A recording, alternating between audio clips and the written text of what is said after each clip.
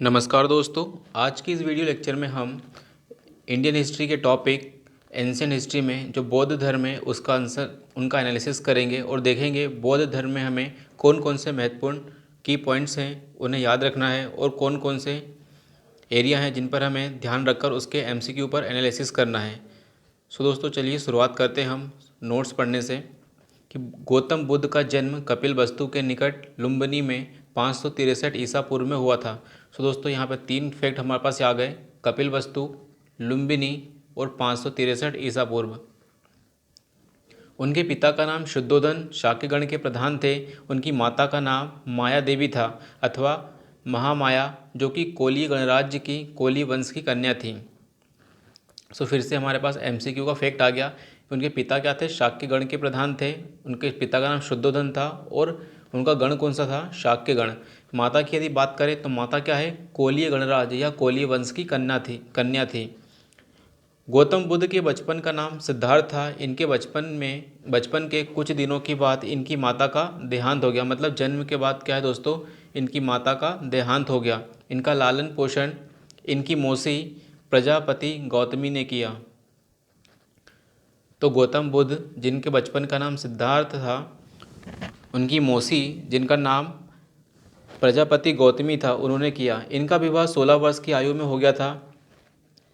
शाक्य कुल की कन्या यशोधरा से किया गया। सो दोस्तों शाक्य कुल की ही कन्या यशोधरा है, उसके साथ विवाह किया गया गौतम बुद्ध का। उत्तरकालीन बौद्ध ग्रंथ में यदि हम बात करें तो देखेंगे गोपा, बिंबा, भतकच्छा आदि नाम मिलते हैं यशोधरा के अन्य नाम। फिर इनके विवाह के बाद दोस्तों इनका पुत्र हुआ। पुत्र का नाम क्या था? राहुल। तो इनके पुत्र का नाम राहुल हुआ। बुद्ध के जीवन में 4 दृश्यों का अत्यधिक प्रभाव पड़ा। तो दोस्तों एक दिन गौतम बुद्ध क्या है, अपने सारथी के साथ रथ से बाहर भ्रमण की ओर निकलते हैं। तो वे 4 दृश्य देखते हैं, जिनमें से एक व्यक्ति को देखते हैं जो कि बूढ़ा था। एक व्यक्ति देखते हैं जो कि बूढ़ा था, फिर एक बीमार व्यक्ति देखते हैं, फिर एक मृतक व्यक्ति देखते हैं और एक प्रसन्नचित्त सन्यासी देखते हैं।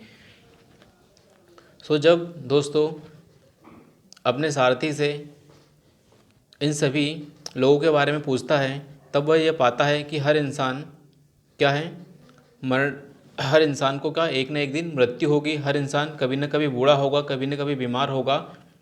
लेकिन जब वह प्रसन्नचित्त साधु को देखता है, सन्यासी को देखता है, तो उसके मन में एक अलग ही जिजीविषा जागती है। सिद्धार्थ ने अपने पत्नी एवं बच्चों को सोते हुए छोड़कर गृह त्याग कर दिया। सो दोस्तों सत्य की खोज में सिद्धार्थ ने पत्नी और बच्चों को सोते हुए छोड़कर गृह त्याग किया। और गृह त्याग करते समय आयु जो थी 29 ईयर थी। तो 29 वर्ष की आयु में दोस्तों क्या है, गृह त्याग कर दिया। गौतम बुद्ध ने बौद्ध ग्रंथों में गृह त्याग को महाभिनिष्क्रमण की संज्ञा दी गई है। तो महाभिनिष्क्रमण की संज्ञा दी गई है बुद्ध के जब गृह त्याग किया था उसे। सांख्य दर्शन के आचार्य अलार कलाम से वैशाली के समीप उनकी मुलाकात हुई। सो दोस्तों सांख्य दर्शन के जो आचार्य थे जिनका नाम अलार कलाम था, अलार कलाम के साथ गौतम बुद्ध की मुलाकात हुई। गौतम बुद्ध ने शुरुआती दौर में अलार कलाम को अपना गुरु भी बनाया। यहाँ से सिद्धार्थ राजगृह के समीप निवास करने वाले रुद्रक रामपुत्र नामक दूसरे धर्माचार्य के पास भी पहुँचे। इसके पश्चात वे उरुवेला बोध गया में पहुँचे। सो दोस्तों 2 नाम याद रखने होंगे हमें कि पहला नाम है अलार कलाम और दूसरा नाम है रुद्रक रामपुत्र। ये उनके क्या हैं दोस्तों, शुरुआती समय के गुरु रहे हैं। इसके पश्चात वे उरुवेला पहुँच गए। 6 वर्षों की कठिन साधना के बाद 35 वर्ष की अवस्था में वैशाख पूर्णिमा की रात्रि को पीपल के वृक्ष के नीचे गौतम बुद्ध को क्या है, ज्ञान प्राप्त हुआ। तो 35 वर्ष की आयु, पीपल का वृक्ष और गौतम बुद्ध को वैशाखी पूर्णिमा के दिन ज्ञान प्राप्त हुआ। ज्ञान प्राप्ति के बाद वह बुद्ध कहलाए। तो ज्ञान प्राप्ति के बाद क्या है दोस्तों, बुद्ध कहलाए। बुद्ध का अन्य नाम तथागत हमें देखने को मिलता है। तो बुद्ध का अन्य नाम हमें तथागत देखने को मिलता है।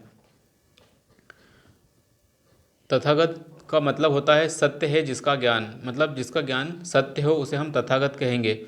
शाक्य कुल में जन्म लेने के कारण इन्हें शाक्य मुनि भी कहा गया है। तो शाक्य कुल में जन्म लेने के कारण इन्हें शाक्य मुनि कहा गया है। इनके पिता भी क्या है, शाक्य कुल थे।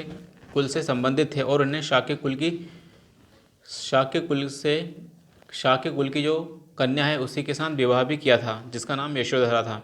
ज्ञान प्राप्ति के पश्चात गौतम बुद्ध ने अपने मत का प्रचार प्रारंभ किया। उरुवेला से वे सबसे पहले ऋषिपत्तन, वर्तमान सारनाथ या वाराणसी में पहुँचे। यहाँ उन्होंने 5 ब्राह्मण सन्यासी को प्रथम उपदेश दिया। तो सबसे पहले क्या है, यहाँ उन्होंने 5 ब्राह्मण सन्यासी को पहला अपना उपदेश दिया, जिसे धर्मचक्र प्रवर्तन कहा गया।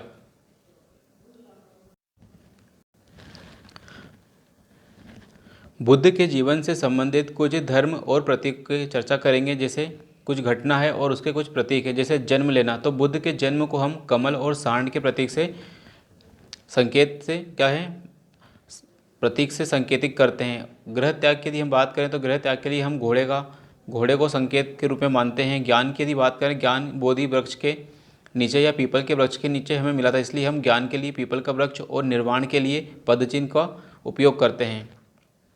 तो बुद्ध के जीवन से संबंधित बौद्ध धर्म के कुछ प्रतीक हैं, जैसे जन्म के लिए कमल और सांड, गृह त्याग के लिए घोड़ा, ज्ञान के लिए पीपल और बोधि वृक्ष और निर्वाण के लिए पदचिन्ह।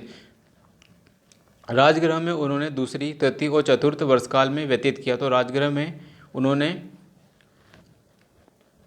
दूसरा, तीसरा और चौथा वर्षाकाल व्यतीत किया। इससे हमें ये देखना है कि जो गौतम बुद्ध है वे राजगृह में भी गए थे। मगध के राजा बिंबिसार ने उनके निवास के लिए वेणुवन नामक महाविहार बनवाया। तो इससे हमें पता चलना चाहिए दोस्तों कि जो महात्मा बुद्ध थे बिंबिसार के समकालीन थे, या बिंबिसार के समय महात्मा बुद्ध उपस्थित थे। और बिंबिसार ने क्या है, वेणुवन नामक महाविहार का निर्माण कराया। राजगृह से चलकर बुद्ध लिच्छवी की राजधानी वैशाली भी पहुँचे। तो दोस्तों राजगृह, पाटलिपुत्र, मगध, वैशाली, ये सब वे स्थान हैं जहाँ पर महात्मा बुद्ध पहुँचे। उन्होंने वहाँ 5वां वर्षाकाल व्यतीत किया। लिच्छवियों ने उनके निवास के लिए कुटाग्रशाला बनवाई। तो लिच्छवियों ने क्या है, कुटाग्रशाला बनवाई। वैशाली के प्रसिद्ध नगर वधु आम्रपाली उनकी शिष्या बनी और भिक्षु संघ के निवास के लिए उन्होंने आम्रवाटिका प्रदान की। तो लिच्छवियों ने कुटाग्रशाला, वहाँ की जो नगर वधु है उसने आम्रपाली, इसका नाम था, आम्रपाली ने क्या है, उनके भिक्षुओं के संघ के निवास के लिए एक आम्रवाटिका प्रदान की। ज्ञान प्राप्ति के 8वें वर्ष में गौतम बुद्ध ने वैशाली में अपने प्रिय शिष्य आनंद के कहने पर महिलाओं को भी संघ में प्रवेश देने की अनुमति दी। सो दोस्तों उनका एक प्रिय शिष्य था जिसका नाम क्या है, आनंद, और आनंद के कहने पर महिलाओं को संघ में प्रवेश देने की अनुमति दी। बुद्ध की मौसी तथा विमाता बौद्ध संघ में प्रवेश लेने वाली प्रथम महिला भी बनी। तो उनकी मौसी और उनकी विमाता क्या है, बौद्ध संघ में प्रवेश लेने वाली पहली महिला बनी। देवदत्त बुद्ध का चचेरा भाई था। देवदत्त कौन था दोस्तों, बुद्ध का चचेरा भाई था। यह पहले उनका अनुगत बना, फिर उनका विरोधी बना। तो देवदत्त क्या है, सबसे पहला उनका शिष्य बना, अनुगत बना और फिर बाद में उनका विरोधी भी बन गया। वह बौद्ध संघ से बुद्ध को हटाकर स्वयं बौद्ध संघ का प्रधान बनना चाहता था। सो दोस्तों उसका चचेरा भाई क्या है, जिसका नाम देवदत्त है, वह बौद्ध संघ से बुद्ध को हटाकर स्वयं संघ का प्रधान बनना चाहता था, किंतु उसे सफलता नहीं मिली। बौद्ध धर्म का सर्वाधिक प्रचार कौशल राज्य में हुआ। सो दोस्तों बौद्ध धर्म का जो सर्वाधिक प्रचार है कौशल राज्य में हुआ। वहाँ बुद्ध ने 21 वास किए। कौशल राज्य के अनाथ पीड़क नामक धनी व्यापारी ने उनकी शिष्यता ग्रहण की, साथ ही संघ के लिए चेतवन विहार भी प्रदान किया। सो दोस्तों कौशल राज्य हमें याद रखना है। कौशल राज्य में एक धनी व्यापारी है जिसका नाम है अनाथ पीड़क। अनाथ पीड़क ने क्या है, उनकी शिष्यता ग्रहण की, साथ ही संघ के लिए जेतवन नामक विहार भी प्रदान किया। बरहुत से प्राप्त एक शिल्प के ऊपर इस दान का उल्लेख है। तो जो अनाथ पीड़क ने जो दान दिया है जेतवन विहार, इसका उल्लेख हमें बरहुत से प्राप्त एक शिल्प के ऊपर मिलता है। इसमें जेतवन अनाथ पीड़को देती कोटि संपथेत नेगेता, इस लेख का उल्लेख हमें देखने को मिलता है। इस लेख कौशल नरेश प्रसेनजीत ने भी अपने परिवार के साथ बुद्ध की शिष्यता ग्रहण की। सो दोस्तों कौशल नरेश प्रसेनजीत, तो उस समय क्या है, प्रसेनजीत, इससे समझ में आता है कि उस समय जो कौशल का राजा था जिसका नाम प्रसेनजीत था, वह भी बुद्ध का समकालीन था। वह उन्होंने भी क्या अपने परिवार के साथ बौद्ध धर्म की या बुद्ध की शिष्यता ग्रहण की तथा संघ के लिए पुब्बाराम या पूर्वाराम नामक विहार बनवाया। तो दोस्तों हमने देखा कि जो भी राजा है, धनी व्यापारी है या कोई भी बड़े शिष्य हैं जिनके पास धन दौलत है, तो उन्होंने सभी ने संघ के लिए कुछ ना कुछ किया है और संघ को किसी न किसी रूप में सहायता की, चाहे वह आर्थिक सहायता हो, चाहे वह वन विहार के रूप में कोई जगह देने की बात हो। बुद्ध ने अपने जीवन की जो अंतिम वर्षा है वर्षा ऋतु वैशाली में बिताई। तो बुद्ध ने अपनी जीवन की अंतिम वर्षा ऋतु क्या है, वैशाली में बिताई थी। अपने मत का प्रचार करते हुए वे मल्लों की राजधानी पावा पहुँचे। तो मल्लों की राजधानी क्या थी, पावा थी। ये हमें यहाँ से पता चलेगा कि मल्लों की राजधानी क्या थी, पावा थी। और मल्लों की राजधानी पे पहुँचे जहाँ वे चुंद नामक लोहार कि आम वाटिका, मतलब आम का जो बगीचा था दोस्तों उसे आम्र वाटिका कहेंगे। तो मल्लों की राजधानी पहुँचे पावा। पावा में उन्होंने चुंद नामक लोहार से आम्र वाटिका में ठहरे। उनकी जो लोहार की आम्र वाटिका, आम का बगीचा था, वहाँ पर ठहरे। उसने बुद्ध को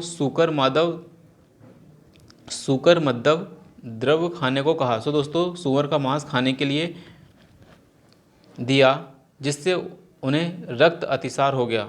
तो बुद्ध को क्या है, सूकर माधव खाने से रक्त अतिसार हो गया। फिर वे पावा से कुशीनारा पहुँचे। तो पावा के बाद वे कुशीनारा पहुँचे और यहीं पर उन्हें सुबुद्ध को उन्होंने अपना अंतिम उपदेश भी दिया। तो सुबुद्ध नामक जो व्यक्ति था, महात्मा बुद्ध ने उन्हें अंतिम उपदेश भी दिया।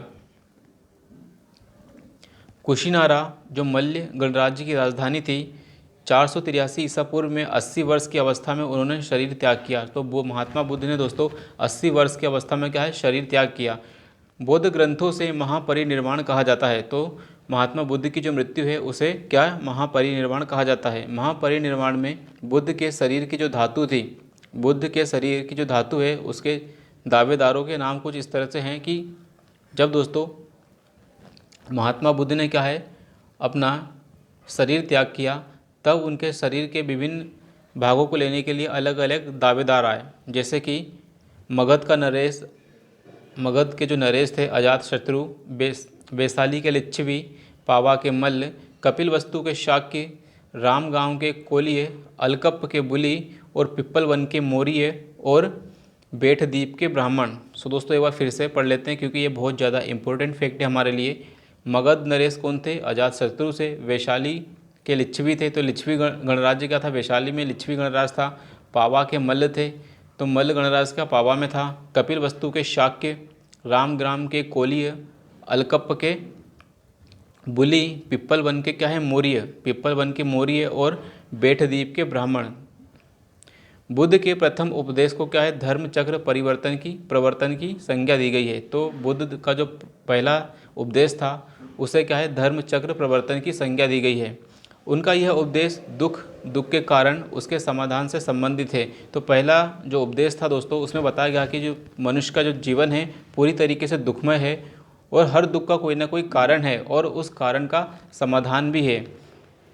तो इसे धर्मचक्र प्रवर्तन कहा गया। इसे 4 आर्य सत्य भी कहा गया है, जैसे कि दुख है, दुख का समुदाय है, दुख निरोध के मार्ग हैं और दुख निरोध गामिनी प्रतिपदा भी है। तो 4 आर्य सत्य हैं कि दुख है, दुख का पूरा समुदाय है, दुख का निरोध भी है और इसके लिए दुख निरोध गामिनी प्रतिपदा मतलब दुख को हटाने के लिए मार्ग भी बताए गए हैं। बुद्ध के अनुसार दुख का जो मूल कारण है अविद्या के विनाश का उपाय अष्टांगिक मार्ग है। तो बुद्ध कहते हैं कि जो दुख है उसका जो मूल कारण है अविद्या है। यदि आपके पास अविद्या संग्रहित होती जा रही है तो उसका विनाश करो। यदि अविद्या का विनाश होगा तो ही आप दुखों से मुक्ति पाओगे और इसके लिए आपको अष्टांगिक मार्ग अपनाना पड़ेगा।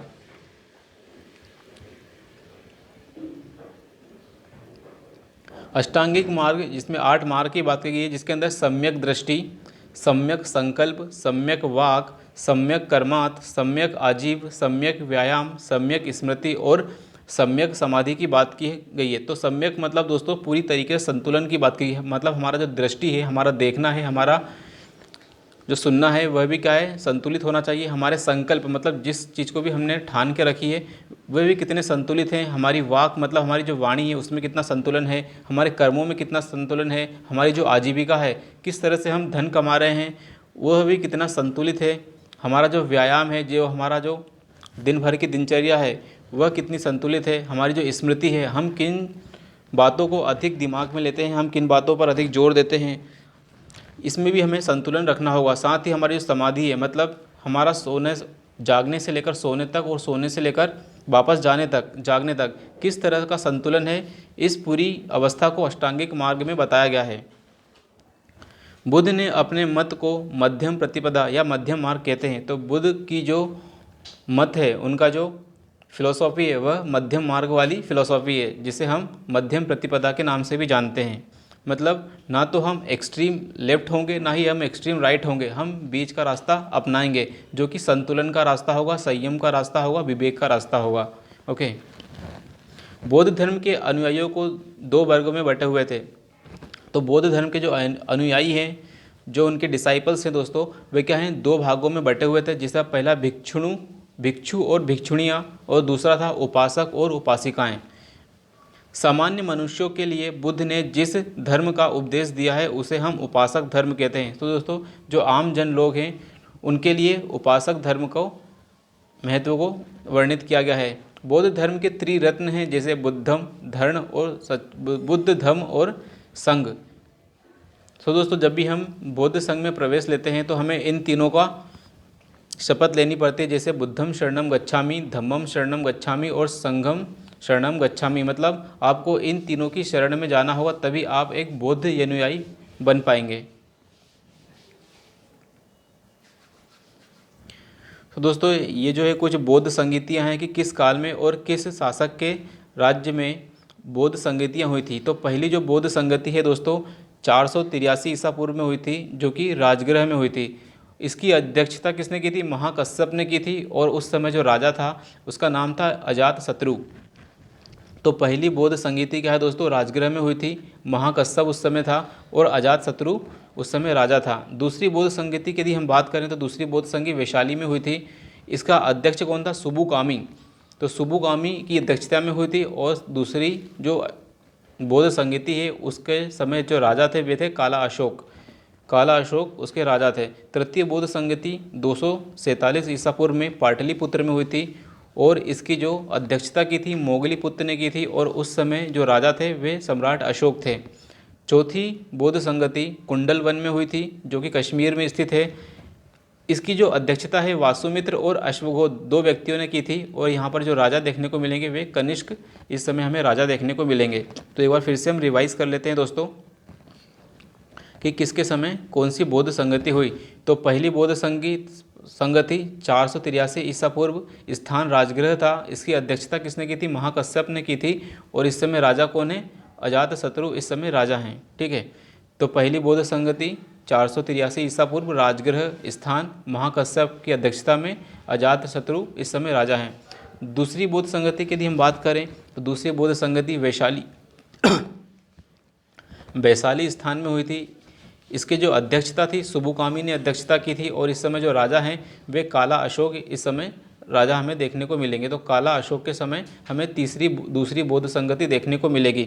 तीसरी बौद्ध संगति पाटलिपुत्र में हुई थी, और इसकी अध्यक्षता क्या है दोस्तों, मोगलीपुत्र तिस्स ने की थी, और इस समय जो राजा हैं दोस्तों, इस समय के जो राजा हैं वे सम्राट अशोक हैं। तो तीसरी बौद्ध संगति अशोक के समय हुई थी, मोगलीपुत्र तिस्स इसकी अध्यक्षता में हुई थी। आखिरी बौद्ध संगति, चौथी बौद्ध संगति क्या है दोस्तों, कुंडलवन में हुई थी, और ये प्रथम शताब्दी ईसा पूर्व में हुई थी। तो कुंडलवन कश्मीर में है, और इस समय जो राजा हैं वे कनिष्क हैं, और साथ ही इनकी जो अध्यक्षता की थी वह वासुमित्र और अश्वघोष ने की थी।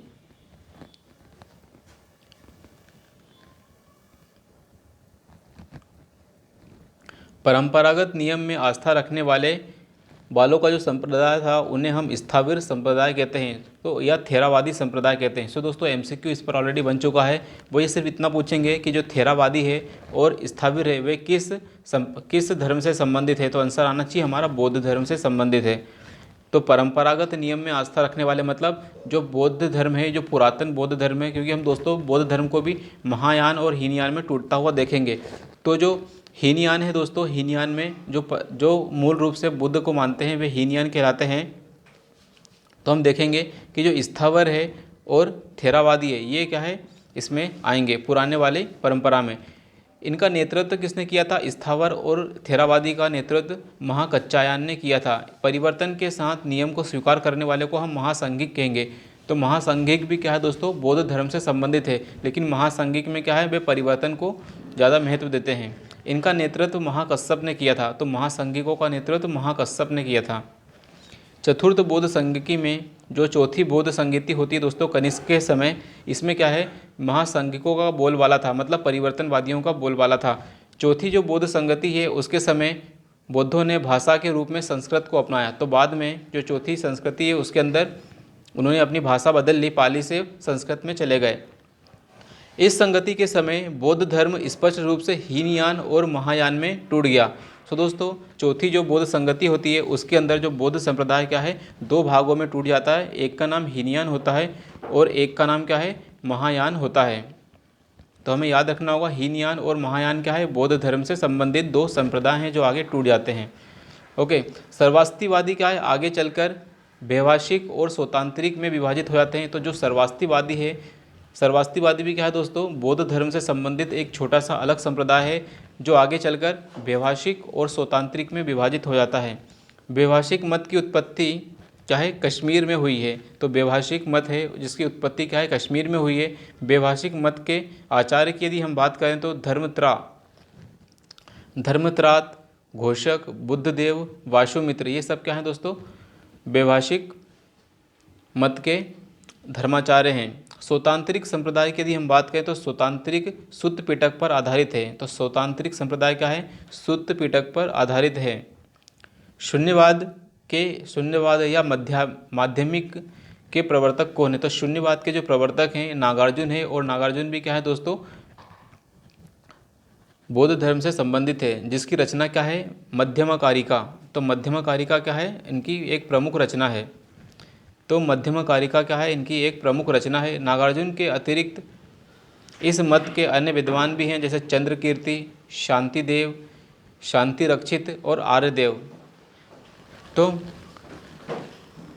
इसमें हमें याद रखना है जो शून्यवाद का जो नियम है किसने दिया था? शून्यवाद के जो प्रवर्तक हैं वह नागार्जुन हैं, और साथ ही इनका जिसकी प्रसिद्ध रचना क्या है? माध्यमिक कारिका इनकी प्रसिद्ध रचना है। नागार्जुन की जो तुलना है दोस्तों मार्टिन लूथर से की जाती है। तो मार्टिन लूथर से की जाती है। तो नागार्जुन की जो तुलना है वो मार्टिन लूथर से की जाती है। हेनसांग ने उसे संसार की 4 मार्गदर्शक शक्तियों में से एक कहा है। तो हेनसांग ने नागार्जुन को क्या है? संसार की जो 4 मार्गदर्शक शक्तियाँ हैं उनमें से एक कहा है। भारत का जो आइंस्टीन भी कहा है। तो किसी ने भाई उसे, हेनसांग ने उसे भारत का आइंस्टीन भी कहा है। चीनी मान्यता के अनुसार नागार्जुन ने चीन की यात्रा करके वहाँ बौद्ध धर्म की शिक्षा प्रदान की थी। तो दोस्तों हेनसांग कहता है कि चीनी मान्यता के अनुसार तो चीनी मान्यता है कि जो नागार्जुन है वे क्या है? चीन की यात्रा पर गए थे और उन्होंने वहाँ बौद्ध धर्म की शिक्षा भी प्रदान की थी। विज्ञानवाद या योगाचार संप्रदाय की स्थापना मैत्रेय अथवा मैत्रेयनाथ ने की थी। तो विज्ञानवाद या योगाचार संप्रदाय, तो योगाचार संप्रदाय भी क्या है दोस्तों? किससे संबंधित है? बौद्ध धर्म से संबंधित एक पंथ से ही है, और इसकी स्थापना किसने? मैत्रेय ने की थी। असंग तथा वसुबंधु ने इसका विकास किया। फिर जो मैत्रेयनाथ के बाद असंग और वसुबंधु ने क्या इसका विकास किया था।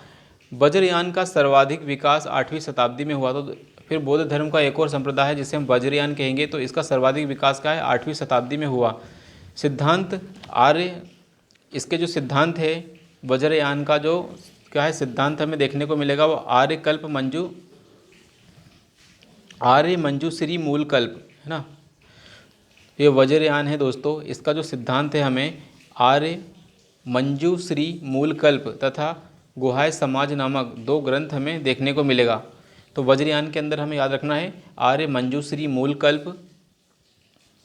वज्रयान में हमें याद रखना पड़ेगा आर्य मंजूश्री मूल कल्प, आर्य मंजूश्री मूल कल्प और गुह्य समाज नामक ग्रंथ को हमें याद रखना होगा।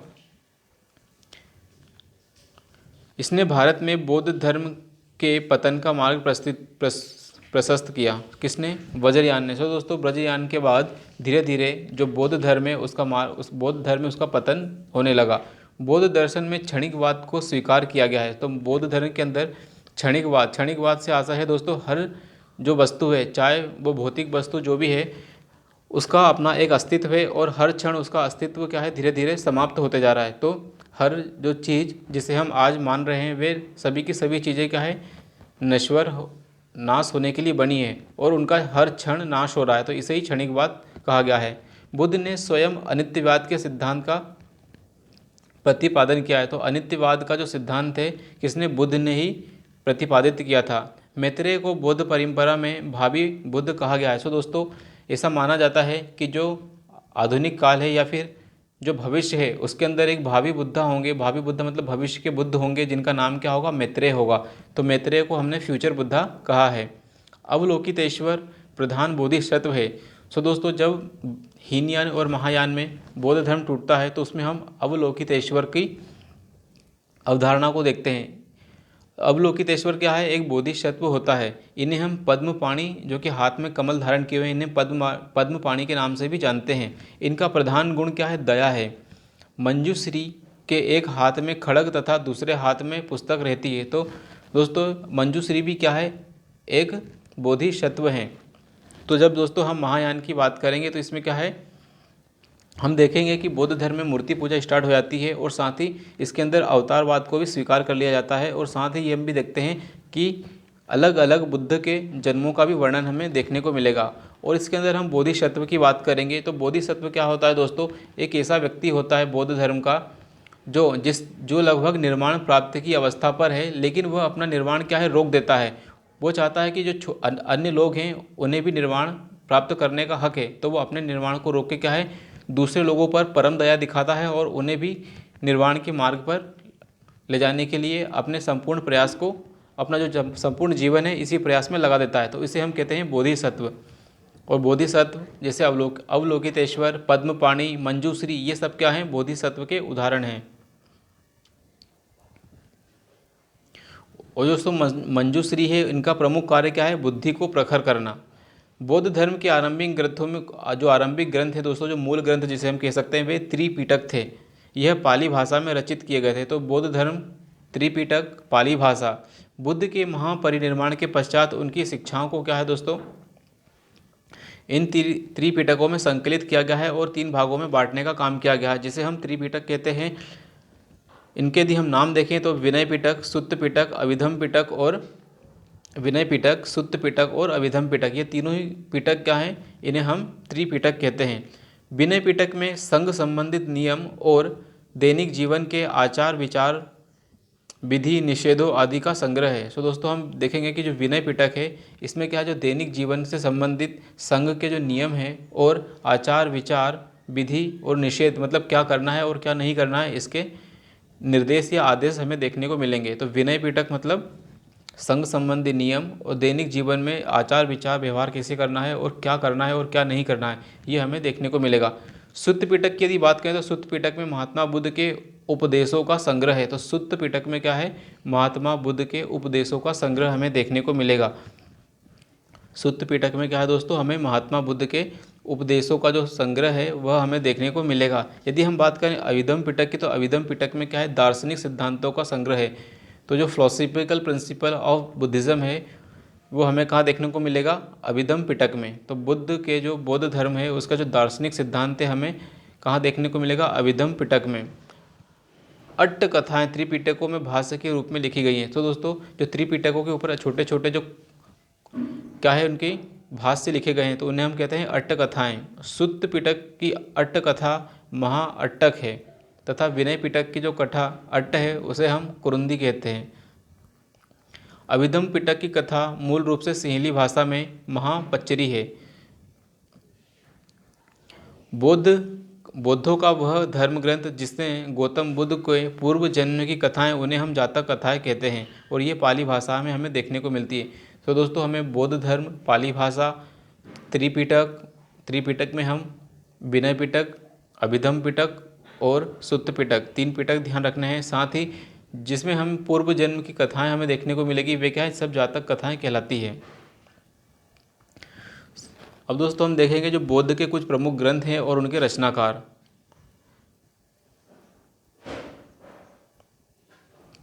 जैसे हम बात करें मिलिंद पन्हो, तो मिलिंद पन्हो क्या है? मिलांडर और नागसेन के बीच हुई वार्ता है। तो मिलिंद पन्हो के रचनाकार कौन है? नागसेन है। मिलिंद पन्हो के रचनाकार नागसेन है।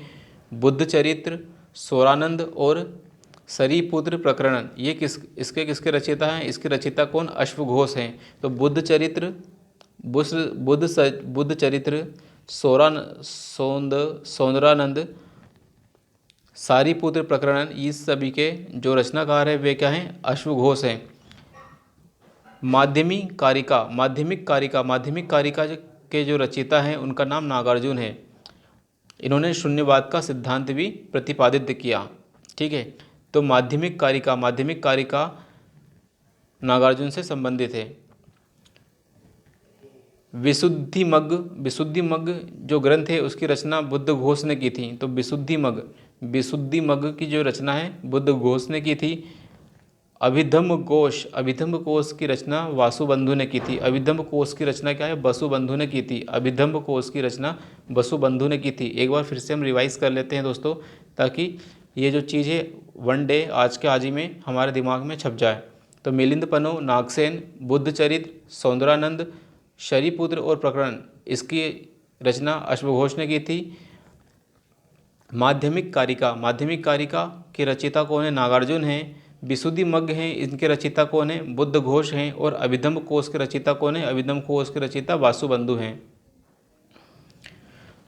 बुद्ध की भूमि स्पर्श मुद्रा से तात्पर्य अपने तप की शुचिता और निरंतरता को बनाए रखने से है। सो दोस्तों, जब हम जातक कथा देखते हैं तब हम देखते हैं कि जो महात्मा बुद्ध अपनी ध्यान अवस्था में लीन थे, तब हम देखते हैं कि कुछ सुंदरियां या फिर कुछ अप्सराएं उनका जो ध्यान है भंग करने के लिए आती है। तो लेकिन जो भूमि स्पर्श मुद्रा जो है वो इस बात को संकेतित करती है कि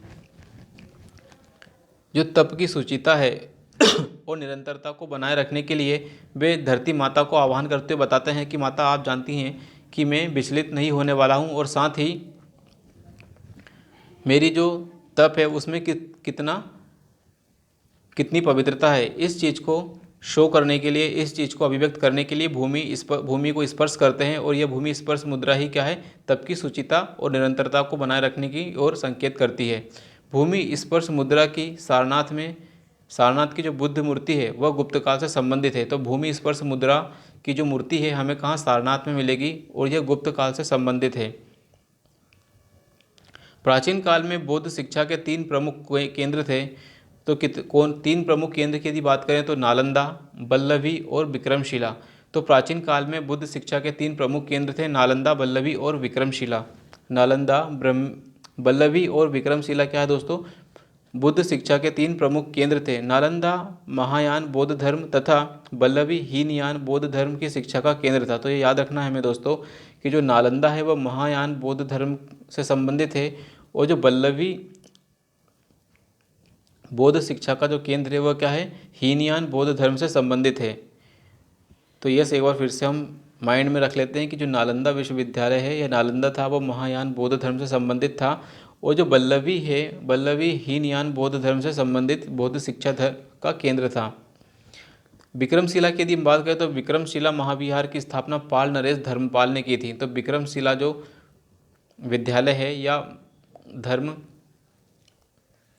शिक्षा का जो केंद्र है, विक्रमशिला जो शिक्षा का केंद्र है क्या है दोस्तों? उसकी स्थापना क्या है? इस महाविहार की स्थापना जो पाल नरेश या पाल राजा धर्मपाल ने की थी।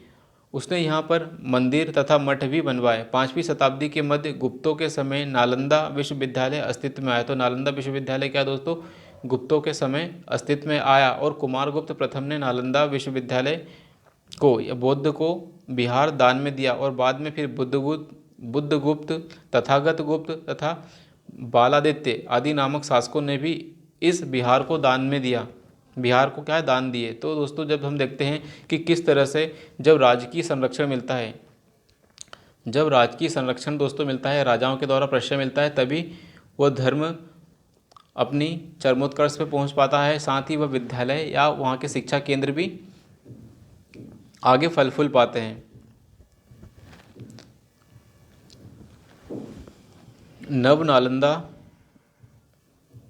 बिहार बुद्ध अध्ययन का आधुनिक केंद्र। सो दोस्तों एक नव नालंदा महाविहार को बनाया जा रहा है बिहार सरकार के द्वारा। तो बिहार सरकार ने क्या है, इस नालंदा विश्वविद्यालय को क्या है, पुनः जीवित करने का काम किया। 1951 में नालंदा को स्थापित किया गया था।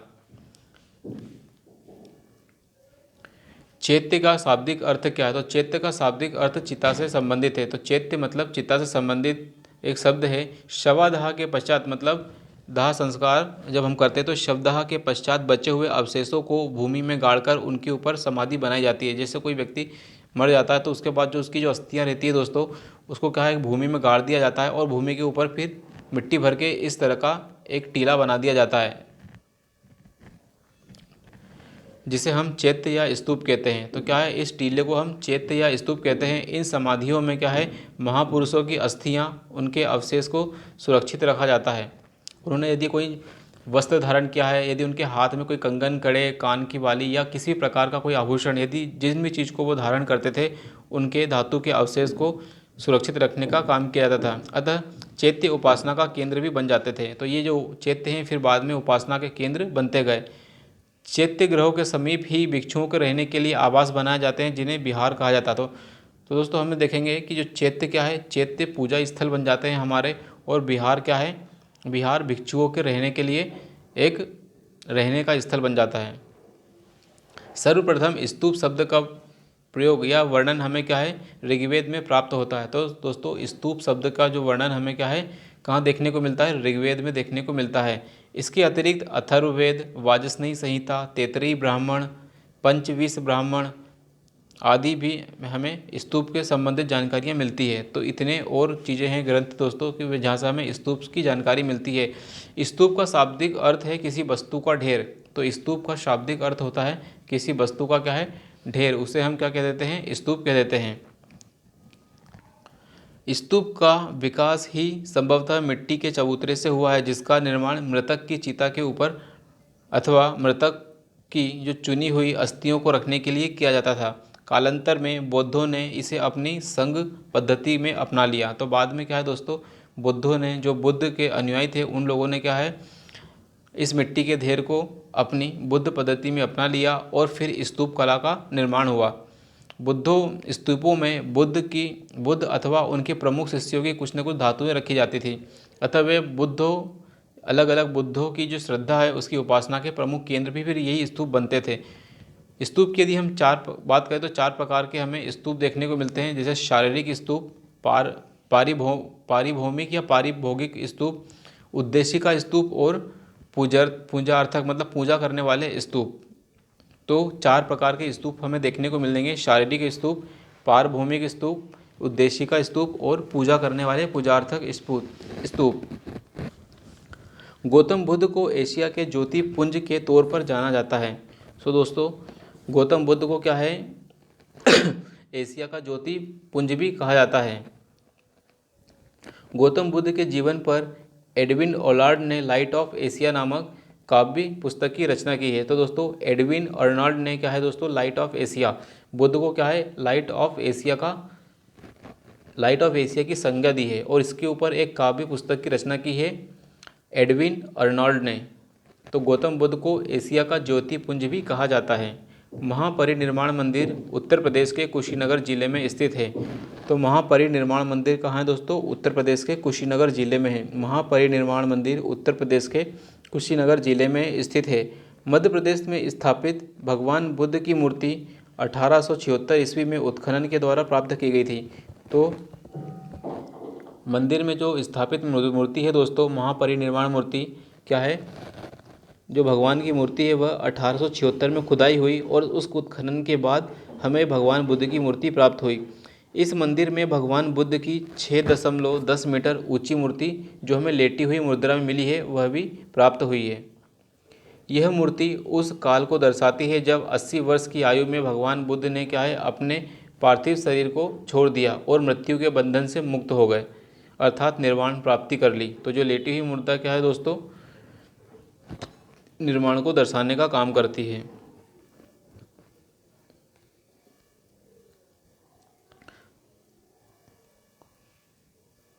दोस्तों अब हम हीनयान और महायान जो बौद्ध धर्म है उसमें अंतर को देखेंगे, उसके बाद फिर हम एमसीक्यू पढ़ने का काम करेंगे। सो दोस्तों शुरुआत हम हीनयान से करते हैं कि हीनयान का मतलब क्या है। तो हीनयान में क्या होता है दोस्तों, हीनयान का शाब्दिक अर्थ है निम्न मार्ग। इसमें महात्मा बुद्ध को एक महापुरुष माना जाता है। यह क्या है, एक प्रकार का व्यक्तिवादी धर्म बनता है। इसके अनुसार प्रत्येक व्यक्ति को अपने प्रयत्नों से ही मोक्ष प्राप्त करना चाहिए। इसमें कहा जाता है दोस्तों कि हर इंसान को अपने जब वो खुद प्रयास करेगा, खुद कर्म करेगा, तभी वह क्या है, मोक्ष प्राप्त करने का अधिकारी होता है। इसमें क्या है, मूर्ति पूजा और भक्ति में विश्वास नहीं की जाती है। इसके अंदर क्या है, जो महात्मा बुद्ध ने जिन आदर्शों और जिन सिद्धांतों की बात की है उन्हीं का अनुपालन किया जाता है, और इसमें मूर्ति पूजा नहीं हमें देखने को मिलती है और ना ही हमें भक्ति देखने को मिलेगी। हीनयान में क्या है, साधना की पद्धति पर अत्यंत कठोर है। तो साधना की जो पद्धति है अत्यंत कठोर है और यह भिक्षु जीवन का समर्थक है। इसमें कहा जाता है कि आपको एक भिक्षु के जीवन के रूप में जीवन जीना होगा। इसका आदर्श अरहत पद को प्राप्त करना है। अरहत को प्राप्त करना इसका मूल उद्देश्य है। इसके प्रमुख संप्रदाय की यदि बात करें तो वैभाषिक और स्वतांत्रिक। तो वैभाषिक और स्वतांत्रिक क्या है दोस्तों, हीनयान से संबंधित संप्रदाय हमें देखने को मिलेगा। तो एक बार फिर से रिवाइज कर लेते हैं, हीनयान माने क्या। तो हीनयान का मतलब है क्या है, निम्न मार्ग। महात्मा बुद्ध को एक महापुरुष मानते हैं ये लोग। यह एक प्रकार का व्यक्तिवादी धर्म है। इसके अनुसार व्यक्ति को अपने प्रयत्नों से ही मोक्ष प्राप्त करना होगा और मूर्ति पूजा एवं भक्ति में विश्वास ये लोग नहीं करते हैं हीनयान वाले। हीनयान में जो साधना की पद्धति है क्या दोस्तों, कठोर है। इसमें एक प्रकार से आपको भिक्षु का जीवन जीने की ओर प्रोत्साहित किया जाता है। इसमें क्या है, एक पद है जिसका नाम है अरहत। तो इसमें अरहत को प्राप्त करना इसका मुख्य उद्देश्य माना जाता है। और इसके प्रमुख संप्रदाय की यदि हम बात करें तो हीनयान के जो संप्रदाय हैं वैभाषिक और स्वतांत्रिक। तो वैभाषिक और स्वतांत्रिक क्या हैं दोस्तों, हीनयान से संबंधित संप्रदाय हैं। अब हम बात करेंगे महायान, जो बाद में टूटकर बना चौथी महासंगति में। तो महायान शब्द का अर्थ क्या है, उत्कृष्ट मार्ग। इसमें क्या है, महात्मा बुद्ध को देवता माना गया, लेकिन हीनयान में क्या है, साधारण पुरुष माना गया। महायान वाले परोपकार एवं परसेवा पर अधिक बल देते हैं। वे कहते हैं कि यदि आपको ज्ञान प्राप्त हो गया है तो आप दूसरों की सेवा करिए, दूसरों के पर परोपकार कीजिए। इसका उद्देश्य क्या है, समस्त मानव जाति का कल्याण है। तो महायान का उद्देश्य क्या है, समस्त मानव जाति का कल्याण है। यह आत्मा एवं पुनर्जन्म में भी विश्वास करता है। तो यस दोस्तों, ये क्या है, आत्मा एवं पुनर्जन्म में विश्वास करता है। लेकिन जो हीनयान है, हीनयान वाले लोग आत्मा एवं पुनर्जन्म में विश्वास नहीं करते हैं। इनके सिद्धांत सरल एवं सर्वसाधारण के लिए सुलभ हैं। जब हम बात करते हैं हीनयान की, तो दोस्तों हीनयान में क्या होता है कि इनके जो आचार विचार व्यवहार संस्कार हैं वे थोड़े से कठिन हैं, लेकिन इनके जो सिद्धांत हैं महायान के, तो महायान वाले सिद्धांत क्या सरल हैं, सर्वसाधारण के लिए सुलभ हैं। इनमें भिक्षु के साथ साथ सामान्य उपासकों को भी महत्व दिया गया है। इनका आदर्श क्या है, बोधिसत्व है। तो बोधिसत्व क्या है दोस्तों, हम पहले भी देख चुके हैं कि जो बोधिसत्व है एक ऐसा व्यक्ति या ऐसा बौद्ध अनुयायी होता है जो लगभग निर्वाण की प्राप्ति की अंतिम अवस्था में होता है, लेकिन वो अपना निर्वाण क्या है, स्थगित कर देता है कुछ समय के लिए। वो और दूसरे लोगों को भी निर्माण प्राप्ति हेतु प्रेरित करता है, उन्हें गाइड करता है और उनके ऊपर दया करता है। इसलिए हम बोधिसत्व को क्या है, करुणा का सागर या दया का सागर कहते हैं। महायान की यदि हम बात करें तो महायान के कौन कौन से संप्रदाय हैं, शून्यवाद या माध्यमिक संप्रदाय, विज्ञानवाद या योगाचार संप्रदाय। तो शून्यवाद और योगाचार ये दोनों ही क्या है दोस्तों, महायान से संबंधित संप्रदाय हैं। अब दोस्तों हम एमसीक्यू पर अध्ययन करेंगे, देखेंगे किस तरह के एमसीक्यू फ्रेम किए गए हैं इस टॉपिक से। चलिए शुरू करते हैं दोस्तों एमसीक्यू पढ़ना और देखते हैं किस तरह के एमसीक्यू फ्रेम किए गए हैं। पहला एमसीक्यू है, गौतम बुद्ध का जन्म कब हुआ था। तो गौतम बुद्ध का जन्म हम पढ़ चुके हैं कि 1563 ईसा पूर्व में हुआ था। गौतम बुद्ध का जन्म कपिलवस्तु के निकट, कहाँ पर, गौतम बुद्ध का जो जन्म है कपिलवस्तु के निकट लुम्बिनी गांव में 563 ईसा पूर्व में हुआ था। उनके पिता का नाम शुद्धोधन था। उनका गणराज्य की यदि बात करें तो शाक्य गणराज्य के प्रधान थे। उनकी माता का नाम महामाया था, जो कि कोलीय गणराज्य की कन्या थी। 29 वर्ष की अवस्था में उनकी क्या है, 29 वर्ष की अवस्था में गृह त्याग कर देते हैं और इस गृह त्याग को हम महाभिनिष्क्रमण की संज्ञा देते हैं। बुद्ध के जीवन की किस घटना को महाअभिनिष्क्रमण की संज्ञा दी गई है। सो दोस्तों उसका नाम है ग्रह त्याग। तो ग्रह का जो त्याग है, इस ग्रह त्याग की जो क्रिया है उसे हमने क्या महाअभिनिष्क्रमण की संज्ञा दी है। गौतम बुद्ध की जो माँ है किस वंश से संबंधित थी, तो कोलीय वंश से संबंधित थी। बुद्ध का जन्म कहाँ हुआ था, तो गौतम बुद्ध का जो जन्म है कहाँ है, लुम्बिनी में हुआ था। तो गौतम बुद्ध का जन्म लुम्बिनी में हुआ था। निम्नलिखित में से कौन सा नाम बुद्ध का दूसरा नाम है, तो क्या है दोस्तों, इनमें से कोई नहीं। तो पार्थ, प्रच्छन्न, मुंडकेश, मिहिर, ये इनमें से किसी कोई भी नाम क्या है बुद्ध का नहीं है, क्योंकि बुद्ध का नाम क्या है, सिद्धार्थ हमें देखने को मिलेगा। तो गौतम बुद्ध के जो बचपन है, बचपन का जो नाम है उनका नाम क्या सिद्धार्थ था। इन्हें शाक्य मुनि तथागत के नाम से भी जाना जाता है। आदि गुरु शंकराचार्य को प्रच्छन्न बोध के नाम से जाना जाता है। तो जो आदि गुरु शंकराचार्य हैं, तो शंकराचार्य को प्रच्छन्न बोध के नाम से हम जाना जाते हैं। पार्थ, अप्रच्छन्न, मिहिर, मुंडकोश ये भगवान बुद्ध के अन्य नाम नहीं हैं। इस प्रकार हम देखते हैं आंसर का विकल्प डी था। निम्नलिखित में से किस राजवंश के अभिलेख से इस परंपरा का समर्थन है, तो किस राजवंश के अभिलेख से परंपरा का समर्थन होता है कि जो लुम्बिनी क्या है, शाक्य मुनि बुद्ध का जन्म स्थान है। तो ये हमें क्या है, मौर्य राजवंश के एक अभिलेख से प्राप्त होता है कि जो भगवान बुद्ध थे लुम्बिनी के शाक्य मुनि के से संबंधित है। तो मौर्य वंश का शासक अशोक के रुम्मनदेई अभिलेख से हमें यह सूचना मिलती है कि जो शाक्य मुनि बुद्ध का जन्म लुम्बिनी में हुआ था। इस अभिलेख के अनुसार अशोक का जो राज्य अभिषेक के 20 वर्ष के बाद यहाँ पर आए थे और उसने यहाँ उस स्थान की पूजा की थी जहाँ पर शाक्य मुनि बुद्ध का जन्म हुआ था। साथ ही इस अभिलेख में लुम्बिनी के बुद्ध जन्म स्थल होने के कारण इसे कर से छूट मतलब टैक्स में छूट भी प्रदान करने की घोषणा की थी। सो क्या होता है दोस्तों, जब सम्राट अशोक का राज्य अभिषेक होता है, राज्य अभिषेक के 20 वर्ष के बाद वे कहाँ जाते हैं, लुम्बिनी में जाते हैं। यहीं से हमें इस बात की पुष्टि होती है कि जो बुद्ध है उनका जन्म क्या है, लुम्बिनी में हुआ था। और इस बात का उल्लेख हमें रुम्मनदेई अभिलेख में हमें देखने को मिलता है। और इस बात का भी जिक्र किया गया है कि इस क्षेत्र को क्या है, टैक्स देने से छूट दे दी गई कि आप टैक्स मत दीजिए।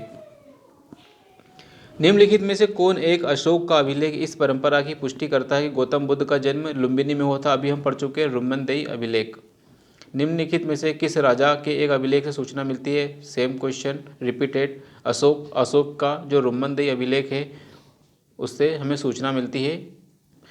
महात्मा बुद्ध का महापरिनिर्वाण कहाँ हुआ था, तो महात्मा बुद्ध का महापरिनिर्वाण दोस्तों कुशीनगर में हुआ था। महापरिनिर्वाण कुशीनगर। बौद्ध धर्म का प्रचार करते हुए महात्मा बुद्ध क्या है, मल्लों की राजधानी पावा में पहुँचते हैं, जहाँ वे चुंद नामक लोहार की आम्र वाटिका में ठहरते हैं। ठीक है, चुंद नामक एक लोहार होता है, उसकी आम्र वाटिका आम के बगीचे में ठहरते हैं।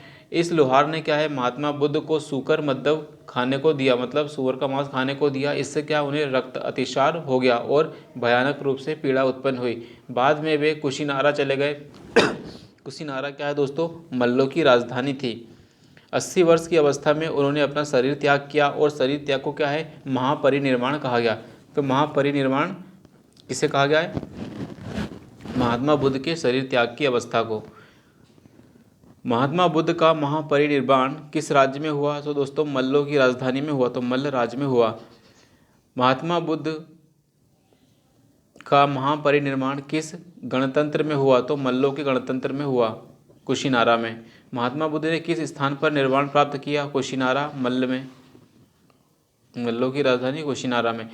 महापरिनिर्वाण मंदिर अवस्थित है, तो महापरिनिर्वाण मंदिर कहाँ पर है, जहाँ उन्हें महापरिनिर्वाण या मृत्यु हुई, तो आंसर आएगा कुशीनगर। तो कुशीनगर में क्या है, महापरिनिर्वाण मंदिर अवस्थित है। तो महापरिनिर्वाण मंदिर कहाँ अवस्थित है, कुशीनगर में महापरिनिर्वाण अवस्थित।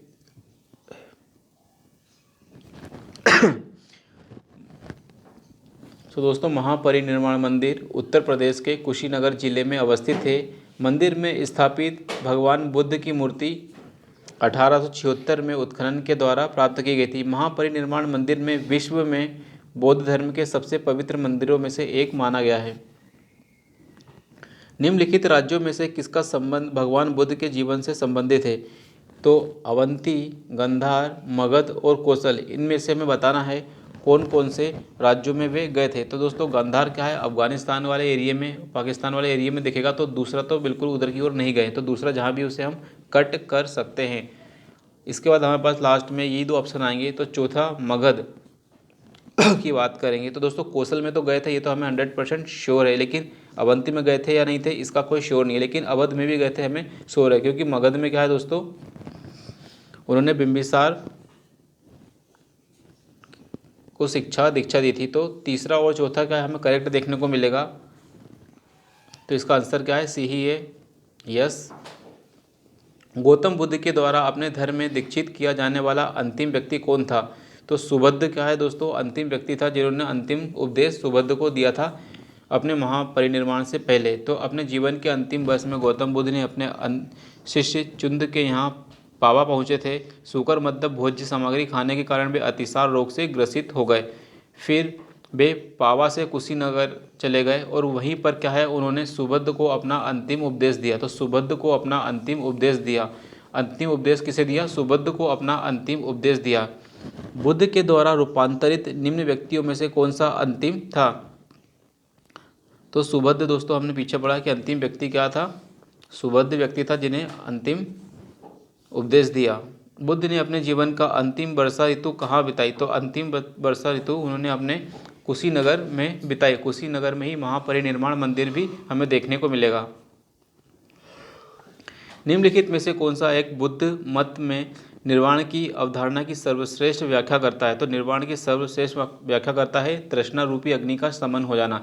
जब दोस्तों तृष्णा रूपी अग्नि मतलब जो प्यास की आग है आप में, यदि उस वह बुझ जाएगी तब हम निर्वाण की अवस्था में धीरे धीरे पहुंच जाएंगे। तो जो हर चीज़ के प्रति हमारी जो लस्ट है, हर चीज़ को पाने की जो हमारी जिजीविसा है, ज़्यादा इच्छा है, यदि वह धीरे धीरे यदि ख़त्म होगी तब हम निर्वाण की ओर धीरे धीरे पहुंचते जाएंगे। तो हम ये कह सकते हैं कि जो तृष्णा रूपी अग्नि है उसका शमन होने पर निर्वाण की अवस्था धीरे धीरे पाएंगे। एक बार एक्सप्लेनेशन पढ़ लेते हैं। बुद्ध ने निर्वाण को मन की उस परम शांति के रूप में वर्णित किया है जो तृष्णा, क्रोध और दूसरी विषादकारी मन स्थितियों से परे है। मतलब अन्य प्रकार की, चाहे पानी वगैरह की प्यास नहीं दोस्तों, हमारी जो इच्छाएं हैं, जो इच्छाओं की जो प्यास है वह क्रोध है, और अन्य प्रकार की जो विषादकारी मन स्थितियाँ हैं उन सबसे ऊपर जब हम चले जाते हैं तब हम कहते हैं कि हम धीरे धीरे निर्वाण की ओर बढ़ रहे हैं। यह शांति भी तभी प्राप्त होती है जब सभी वर्तमान इच्छाओं के कारण समाप्त हो जाएं। तो जितनी भी आपकी इच्छाएं हैं उनके कारण यदि समाप्त हो जाएं तभी इस तरह की शांति संभव है और भविष्य में पैदा हो सकने वाली इच्छाओं को जड़ से नाश हो जाए। तो वर्तमान में जो इच्छाएं हैं और भविष्य में आने वाली जो इच्छाएं, यदि उनको हम जड़ से नाश कर देते हैं तभी हम निर्वाण की ओर आगे बढ़ सकते हैं। निर्वाण में तृष्णा और द्वेष के कारण जड़ से समाप्त हो जाते हैं। तो निर्वाण में क्या होता है, तृष्णा और द्वेष क्या है, जड़ से समाप्त हो जाते हैं, उनके कारण समाप्त हो जाते हैं। मनुष्य सभी प्रकार के कष्टों, दुखों या संसार में पुनर्जन्म के चक्र से छूट जाता है। दोस्तों यदि हम निर्वाण की प्राप्त करेंगे, यदि निर्वाण प्राप्ति की ओर हम आगे बढ़ेंगे तो हम ये पाएंगे कि मनुष्य क्या है, जन्म लेता है फिर मरता है, फिर जन्म लेता है फिर मरता है। तो इस पूरे चक्र से छुटकारा मिल जाएगा निर्वाण की अवस्था के बाद। अलार कलाम कौन थे? अलार कलाम क्या है, बुद्ध के एक गुरु थे। तो बुद्ध के एक गुरु थे अलार कलाम। महाभिनिष्क्रमण के बाद ज्ञान की खोज में महात्मा बुद्ध अलार कलाम के आश्रम पहुँचे तथा उन्होंने वहाँ से दीक्षा भी ली। अलार कलाम के आश्रम में उन्होंने तपस्या की, किंतु वे संतुष्ट नहीं हुए। अलार कलाम क्या है, सांख्य दर्शन के आचार्य थे तथा अपनी साधना शक्ति के लिए विख्यात थे। तो अलार कलाम क्या है दोस्तों, सांख्य दर्शन के आचार्य थे और अपनी साधना शक्ति के लिए क्या है, वह विख्यात थे। महात्मा बुद्ध ने अपना पहला धर्म चक्र प्रवर्तन किस स्थान पर दिया? तो सारनाथ में। तो सारनाथ में क्या है दोस्तों, महात्मा बुद्ध ने अपना प्रथम उपदेश दिया जिसे हम धर्म चक्र प्रवर्तन कहते हैं। तो ज्ञान प्राप्ति के पश्चात महात्मा बुद्ध ने अपने मत का प्रचार प्रारंभ कर दिया। उरुबेला से वे सबसे पहले ऋषिपत्तन पहुँचे, जिसे सारनाथ कहते हैं वर्तमान में। तो ऋषिपत्तनम या सारनाथ में उन्होंने अपना पहला उपदेश दिया, जो कि 5 ब्राह्मणों को अपना पहला उपदेश दिया। इस उपदेश को हम धर्म चक्र प्रवर्तन के नाम से भी जानते हैं। बुद्ध ने अपना उपदेश कहाँ दिया? पहला कुशीनगर में दिया। सारनाथ अपना पहला उपदेश सारनाथ में दिया। ठीक है, सारनाथ में अपना प्रथम प्रवचन किसने दिया? महात्मा बुद्ध ने दिया। गौतम बुद्ध अपना प्रथम उपदेश कहाँ दिए? तो सारनाथ में दिए। ग्रंथों में उल्लेखित धर्मचक्र प्रवर्तन का क्या है? तो धर्मचक्र सारनाथ में दिया गया उनका प्रथम उपदेश है, जो धर्मचक्र प्रवर्तन के नाम से जाना गया। धर्मचक्र प्रवर्तन कहाँ दिया गया? तो सारनाथ में महात्मा बुद्ध के द्वारा। बुद्ध ने सर्वाधिक उपदेश कहाँ दिए? तो बुद्ध ने सर्वाधिक उपदेश क्या है? श्रावस्ती में दिए, क्योंकि वे अधिकतम समय के लिए वहीं पर ठहरे थे। तो बुद्ध ने क्या है? सर्वाधिक उपदेश कहाँ दिए? तो श्रावस्ती में दिए। तो बुद्ध ने सर्वाधिक उपदेश क्या है? श्रावस्ती में दिए। बुद्ध के सबसे अधिक शिष्य कौशल राज्य में हुए थे तथा यहाँ की राजधानी श्रावस्ती थी और यहीं पर उन्होंने उपदेश दिए। तो बौद्ध धर्म का जो सबसे अधिक अनुयायी है उन्हें कहाँ मिले? कौशल राज्य में मिले, और यहीं पर जो राजधानी थी कौशल की वह श्रावस्ती थी। तो कौशल की राजधानी क्या है? श्रावस्ती थी। बुद्ध कौशाम्बी किसके राज्य काल में आए थे? तो बुद्ध जो है कौशाम्बी में किसके राज्य काल में आए थे? तो उदयन के राज्य काल में कौशाम्बी पहुँचते हैं। तो महात्मा बुद्ध जो है कौशाम्बी उदयन के राज्यकाल में पहुँचते हैं। महात्मा बुद्ध वत्सराज उदयन, तो वत्सराज उदयन के शासनकाल में कौशाम्बी आते हैं। उन्होंने 9वां विश्राम वहाँ पर किया था। उदयन ने पिंडोला भारद्वाज के प्रभाव से, किसके? पिंडोला भारद्वाज के प्रभाव से बौद्ध बनने के बाद, मतलब उदयन भी क्या है? बौद्ध धर्म को ग्रहण करता है। उसके बाद घोषिताराम बिहार भिक्षु संघ को दान में देता है। तो घोषिताराम बिहार मतलब एक बिहार भिक्षु संघ को दान में देता है। बुद्ध की मृत्यु के पश्चात प्रथम बौद्ध संगति किसकी अध्यक्षता में होती? तो महाकश्यप की अध्यक्षता में होती है। सो दोस्तों, प्रथम बौद्ध संगति क्या है? महाकश्यप की अध्यक्षता में होती है। तो प्रथम बौद्ध संगति क्या है? राजगृह में होती है। राजगृह की जो गुफा है जिसका नाम है सप्तपर्णी गुफा, तो राजगृह की सप्तपर्णी गुफा में प्रथम बौद्ध संगति होती है। इस समय जो मगध का शासक क्या है? अजातशत्रु होता है। तो प्रथम बौद्ध संगति, राजगृह की सप्तपर्णी गुफा, इस समय शासक कौन है? अजातशत्रु है। किसके समय होती है? महाकश्यप की अध्यक्षता में होती है। ठीक है। बुद्ध के प्रमुख शिष्य आनंद और उपाली भी उपस्थित थे। तो ये पहली बौद्ध संगति थी। इसमें क्या है? प्रमुख शिष्य आनंद और उपाली भी उपस्थित होते हैं। इसमें बौद्ध की शिक्षाओं का संकलन किया जाता है और उन्हें सुत्त और विनय नामक 2 पिटकों में विभाजित किया जाता है। तो जो बौद्ध की शिक्षा है दोस्तों, सुत्त पिटक और विनय पिटक। तो पहली जो बौद्ध संगति होती है तो बुद्ध की जो शिक्षा है उनको संकलन का काम किया जाता है, जिसमें बुद्ध पिटक और विनय पिटक, सुत्त पिटक और विनय पिटक नाम के 2 हमें पिटक देखने को मिलेंगे। तो आनंद तथा उपाली क्रमशः धर्म और विनय के प्रमाण माने जाते हैं। प्रथम बौद्ध परिषद का संचालन निम्नलिखित में से किस एक ने किया? तो प्रथम बौद्ध संगति का संचालन हमने अभी पढ़ा कि महाकश्यप ने किया। प्रथम बौद्ध संगति महाकश्यप अजातशत्रु के समय राजगृह की सप्तपर्णी गुफा संबंधित है किससे? राजगृह से। तो अभी फिर हमने देख लिया कि सप्तपर्णी गुफा क्या है? राजगृह से संबंधित है। सप्तपर्णी गुफा राजगृह से संबंधित। भगवान बुद्ध के महापरिनिर्वाण के बाद पहली बौद्ध संगति कहाँ हुई? तो पहली बौद्ध संगति राजगृह में हुई, सप्तपर्णी गुफा में। कश्मीर में कनिष्क के शासनकाल में जो बौद्ध संगति आयोजित की थी उसकी अध्यक्षता किसने की थी? तो जो चौथी बौद्ध संगति दोस्तों, उसकी जो अध्यक्षता है वासुमित्र ने की थी। तो चौथी बौद्ध संगति कनिष्क के समय कश्मीर में हुई थी, उसकी अध्यक्षता किसने? वासुमित्र ने की थी। तो बौद्ध धर्म की जो चतुर्थ संगति है कुषाण शासक कनिष्क के राज्यकाल में हुई थी, कश्मीर के कुंडल वन में हुई थी। ठीक है। तो चौथी बौद्ध संगति कश्मीर के कुंडल वन में, इस समय शासक है कनिष्क, इसकी अध्यक्षता वासुमित्र ने की थी तथा अश्वघोष इसके उपाध्यक्ष भी बने थे। सो दोस्तों, हमें चौथी बौद्ध संगति याद रखनी है। चौथी बौद्ध संगति कनिष्क के काल में प्रथम ईस्वी में हुई थी। साथ ही हम ये भी याद रखना है कि कुंडल वन के अंदर, कश्मीर में कुंडल वन है वहाँ पर हुई थी, इसकी अध्यक्षता वासुमित्र ने की थी। और इसके उपाध्यक्ष की यदि हम बात करें तो इसके उपाध्यक्ष अश्वघोष थे।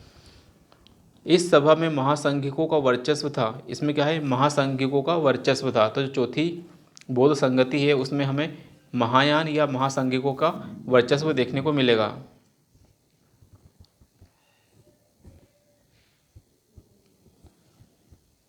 यहाँ बौद्ध धर्म के कठिन अंशों पर सम्यक विचार किया गया तथा प्रत्येक पिटक पर भाष्य लिखकर उन्हें विभाषा शास्त्र नामक टीकाओं में संकलित कर दिया गया।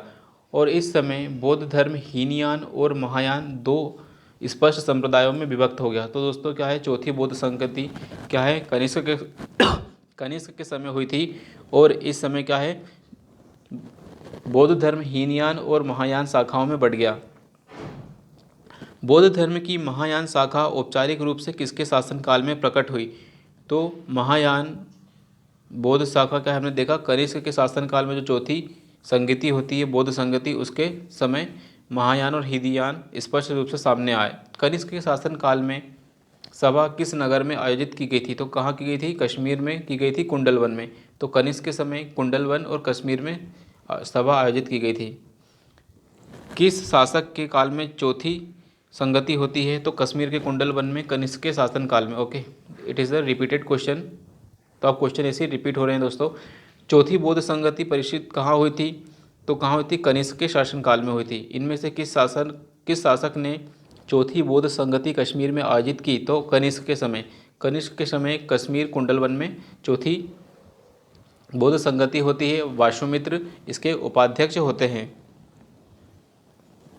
वासुमित्र और अश्वघोष।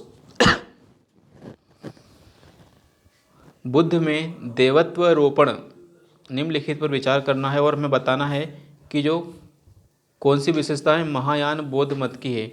तो बुद्ध में देवता का रोपण, यस बिल्कुल। बोधिसत्व, यस। मूर्ति उपासना तथा अनुष्ठान, यस। तो तीनों की तीनों विशेषताएं क्या दोस्तों किसकी है? महायान बौद्ध धर्म की है। तो ये तीनों की तीनों विशेषताएं हमें देखने को मिलेगी महायान बौद्ध धर्म की।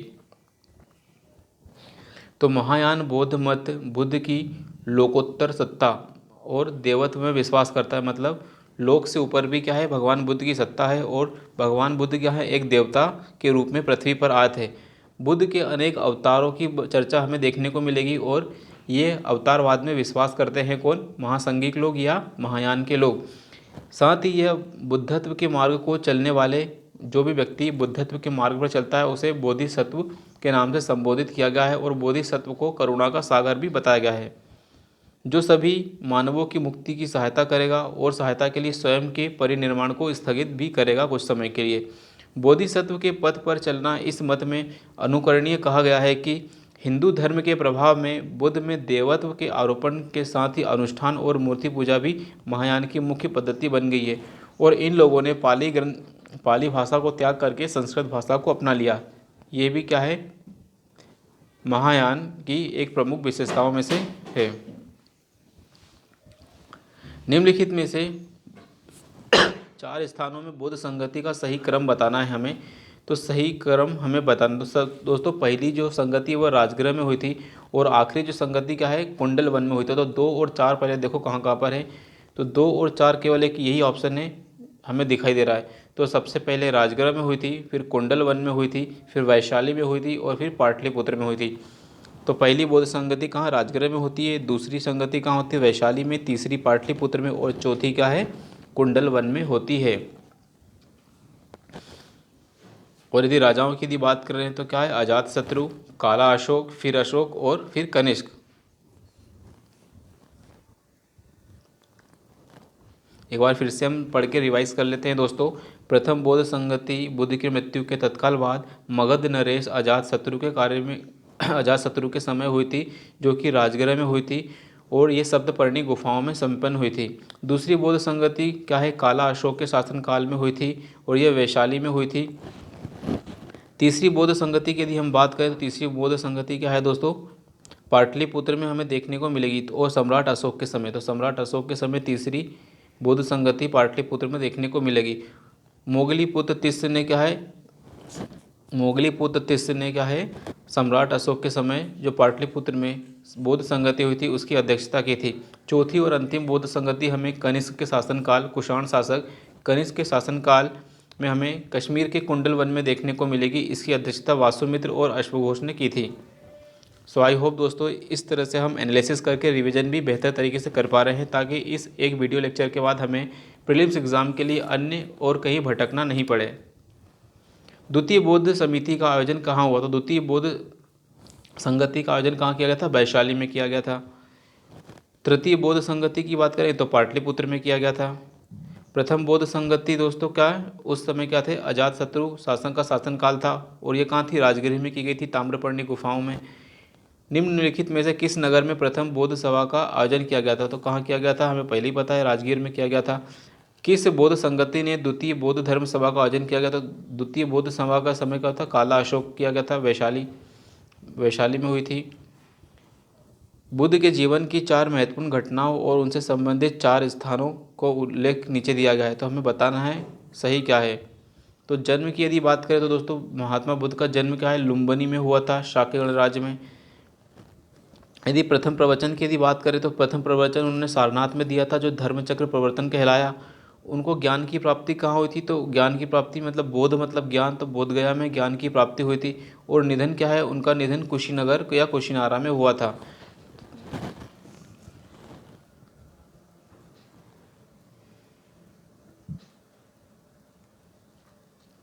भारतीय कला में बुद्ध के जीवन की किस घटना का चित्रण मृग सहित चक्र के द्वारा हुआ है। मृग मतलब हिरण सहित एक चक्र है, उसके द्वारा की बात की गई है। तो प्रथम उपदेश, तो जो प्रथम उपदेश है उसे हम धर्मचक्र प्रवर्तन के नाम से जानते हैं, इसका उपयोग किया गया है। तो भारतीय कला में बुद्ध के जीवन के प्रथम उपदेश का चित्रण क्या है, मृग सहित चक्र के द्वारा हुआ है। बुद्ध ने अपना प्रथम उपदेश सारनाथ में मृगदाव या हिरण वन में दिया था। तो हिरण वन में क्या है, अपना प्रथम उपदेश दिया था, मृगदाव नामक वन था। तो बुद्ध ने अपना प्रथम उपदेश सारनाथ में दिया था, जिसे हम धर्म चक्र प्रवर्तन के नाम से भी जानते हैं।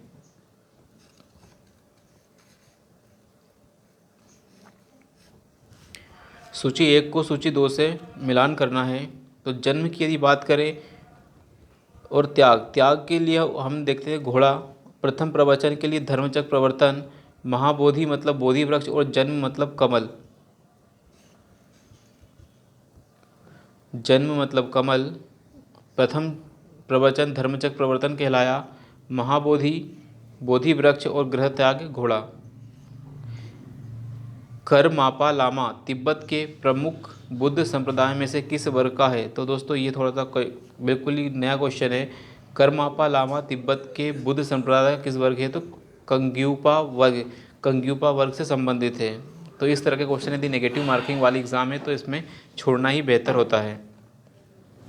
महात्मा बुद्ध के संबंध में निम्नलिखित कथनों में से कौन सा सही है, तो ये बताना है कि सही कौन सा है। तो उनका जन्म कपिलवस्तु में हुआ था, लुम्बिनी गांव, यस। उन्होंने बोध गया में ज्ञान की प्राप्ति, यस। उन्होंने धर्म को अस्वीकार कर दिया, उन्होंने वैदिक धर्म को अस्वीकार किया, यस। उन्होंने आर्य सत्य का प्रचार किया, यस। दोस्तों चारों के चारों क्या है, बिल्कुल सही है। दोस्तों हम इसकी एनालिसिस पहले ही पढ़ चुके हैं।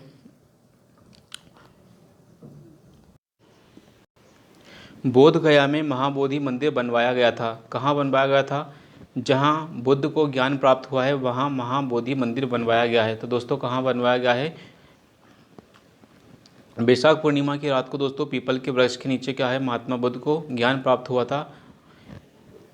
बोध गया में बोधि वृक्ष अपने वंश की किस पीढ़ी का है। तो दोस्तों बोध गया में जो अभी वृक्ष है वह बोध वृक्ष क्या है, अपनी वंश की 5वीं पीढ़ी का वृक्ष है।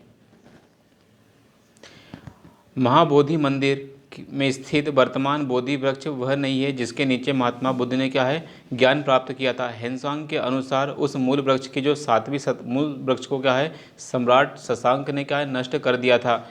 वर्तमान वृक्ष जिसे हम देख रहे हैं वह 5वीं पीढ़ी का वृक्ष है, जिसे अलेक्जेंडर कनिंघम ने लगवाया था। यह वृक्ष पूरी तरह से संरक्षित है और केवल इससे गिरी हुई पत्तियों को ही छूने और उठाने का अधिकार है। निम्नलिखित में से कौन सा बौद्ध पवित्र स्थल निरंजना नदी पर स्थित है।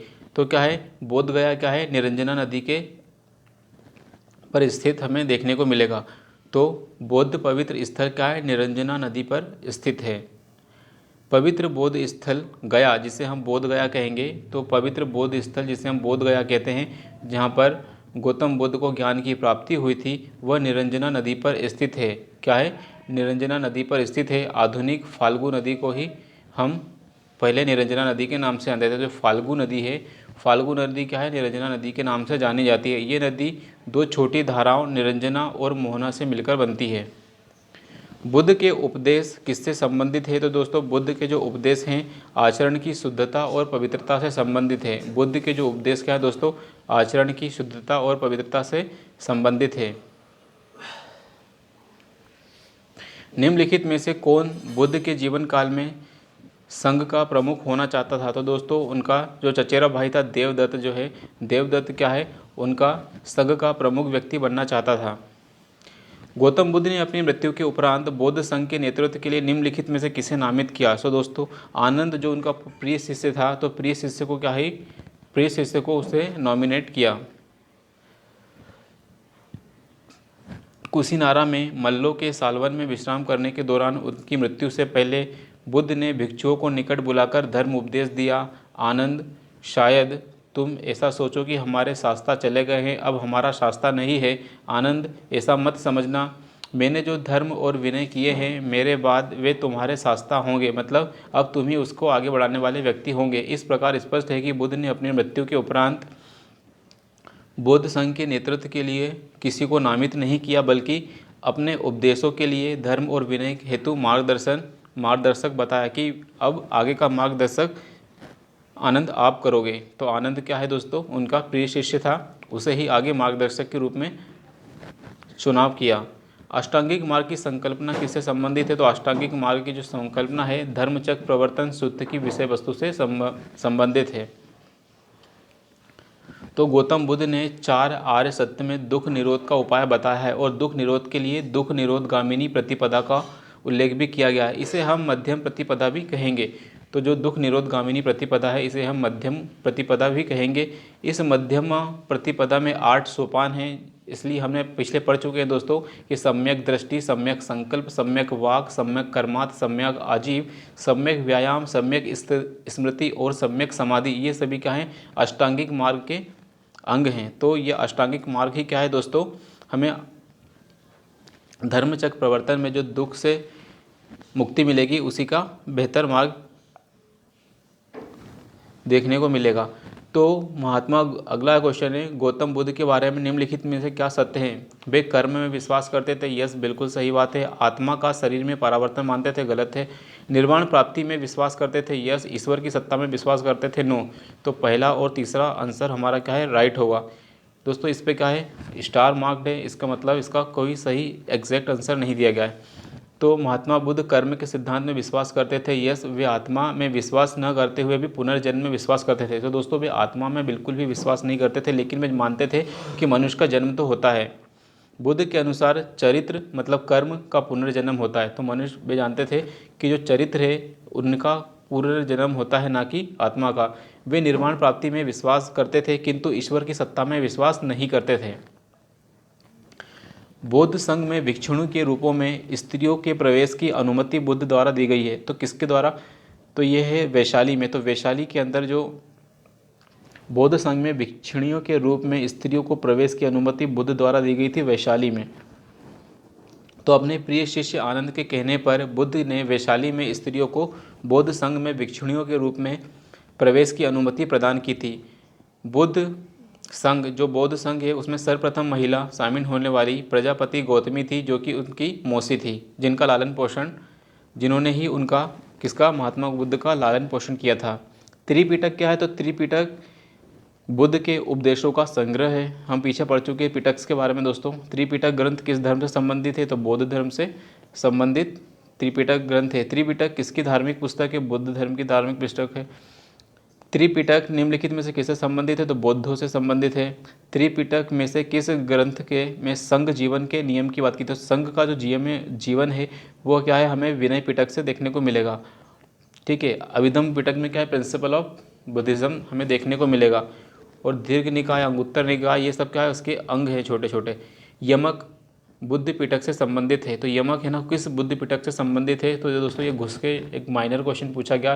तो यमक क्या है, बुद्ध का जो अभिधम्म पिटक है, तो बौद्ध धर्म का जो अभिधम्म पिटक है उससे संबंधित है। एक बार हम एक्सप्लेनेशन पढ़ लेते हैं ताकि अगली बार कोई सा क्वेश्चन फंस जाए। तो अभिधम्म पिटक में दार्शनिक सिद्धांतों का संग्रह हमें देखने को मिलेगा। तो अभिधम्म पिटक में क्या है दोस्तों, हमें फिलोसॉफिकल प्रिंसिपल ऑफ बुद्धिज्म हमें देखने को मिलेगा। अभिधम्म पिटक में दार्शनिक सिद्धांत, यह प्रश्नोत्तर के रूप में है। तो जो अभिधम पिटक क्या है हमें एक क्वेश्चन आंसर के फॉर्म में देखने को मिलेगा। अभिधम पिटक के अंदर 7 ग्रंथ लिखे गए हैं। धर्म संगणी, विभंग, धातु कथा, युगल पंचती, कथा वस्तु, यमक और पत्तान। तो ये सब क्या है दोस्तों, हमें अभिधम पिटक में 7 ग्रंथ लिखे गए हैं, इन सभी को हम देखेंगे। तो धम्म संगणी, विभंग, धातु कथा, युगल पंचती, कथावत्थु सॉरी, इसको ठीक से पढ़ें, कथावत्थु, यमक और पट्टान, ये सब क्या है अभिधम पिटक से संबंधित हैं। निम्नलिखित में से किस बौद्ध साहित्य में महात्मा बुद्ध के नैतिक एवं सिद्धांत देखेंगे? तो नैतिक सिद्धांत हमें कहाँ मिलेंगे? शुद्ध पिटक में। तो प्रिंसिपल स्टडीज़ हमें कहाँ देखने को मिलेगी? शुद्ध पिटक में हमें देखने को मिलेंगे।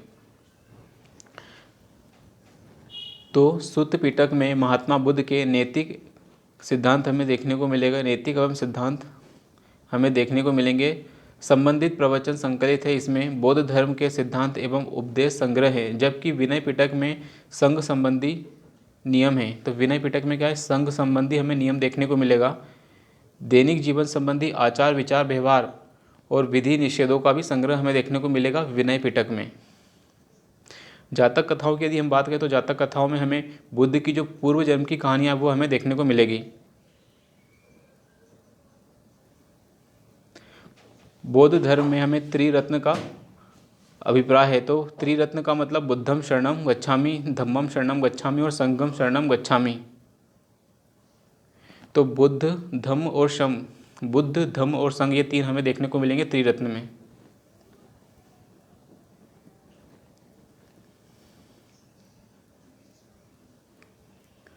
प्राचीन भारत के बौद्ध मठों में पर्वन नामक समारोह आयोजित किया जाता था।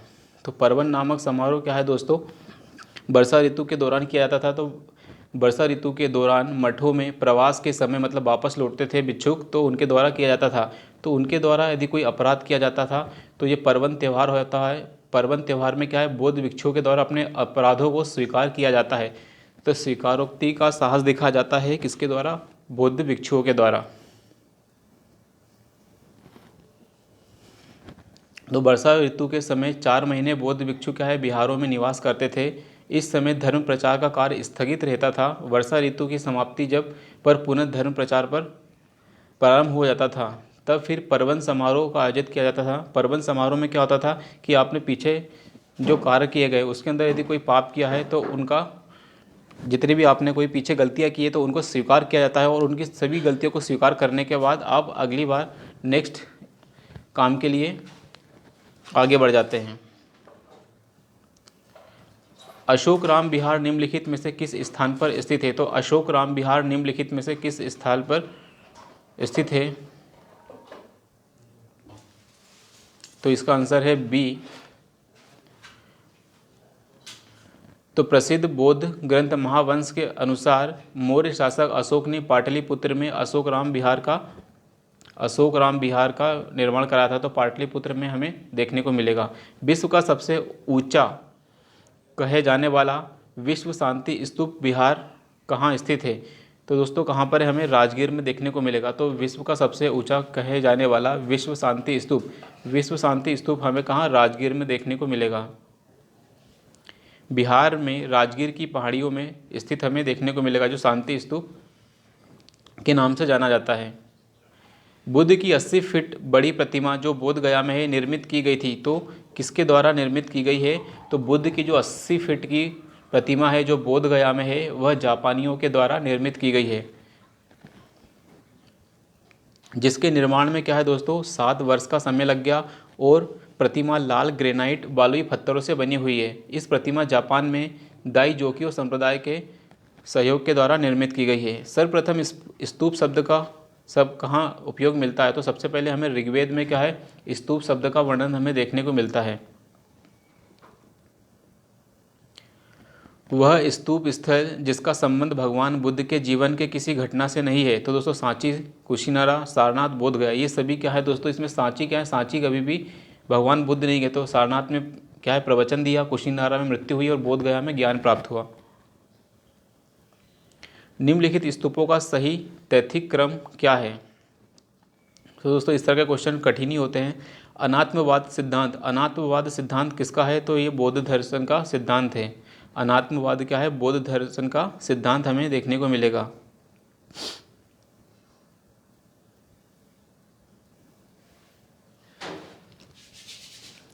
बौद्ध दर्शन में हमें अनात्मवाद का सिद्धांत देखने को मिलेगा, जिसमें प्रत्युत्य समुत्पाद का सिद्धांत से ही सिद्ध होता है। जो प्रत्युत्य समुत्पाद है, जो प्रत्युत्य क्या है दोस्तों, इसको हमें याद रखना है कि जो प्रत्युत्य समुत्पाद सिद्धांत है, वही से हमें अनात्मवाद का सिद्धांत भी देखने को मिलेगा। इसमें हम कारण कार्य का सिद्धांत हमें देखने को मिलेगा। इसे निरात्मवाद का सिद्धांत भी कहते हैं, मतलब बिना आत्मा का सिद्धांत निरात्मवाद भी कहते हैं।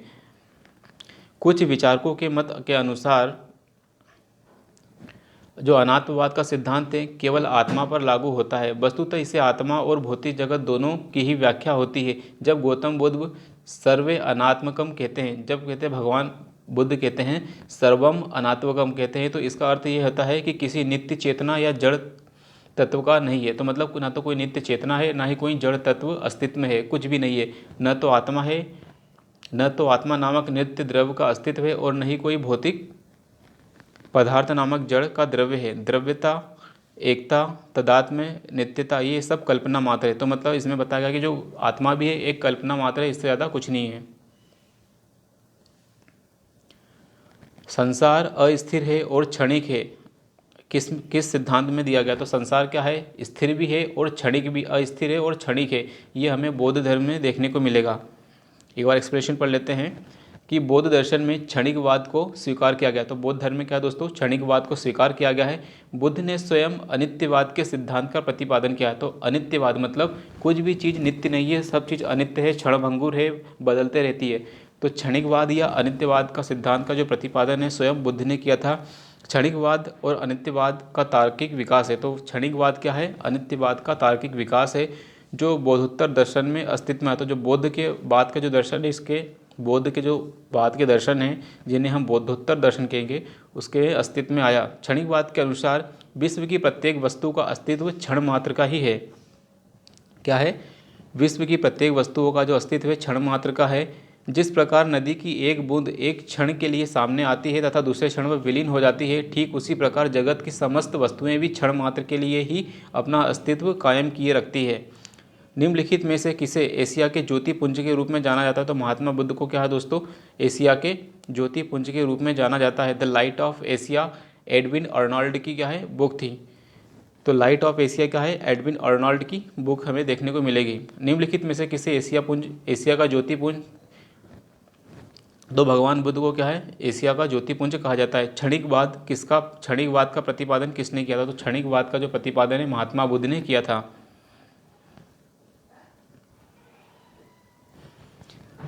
भारत के सांस्कृतिक इतिहास के संदर्भ में पारमिता शब्द का सही वर्णन क्या है? तो पारमिता शब्द का सही वर्णन हमें बताना है। और ये पारमिता या पारमिता क्या है? बौद्ध धर्म से संबंधित है।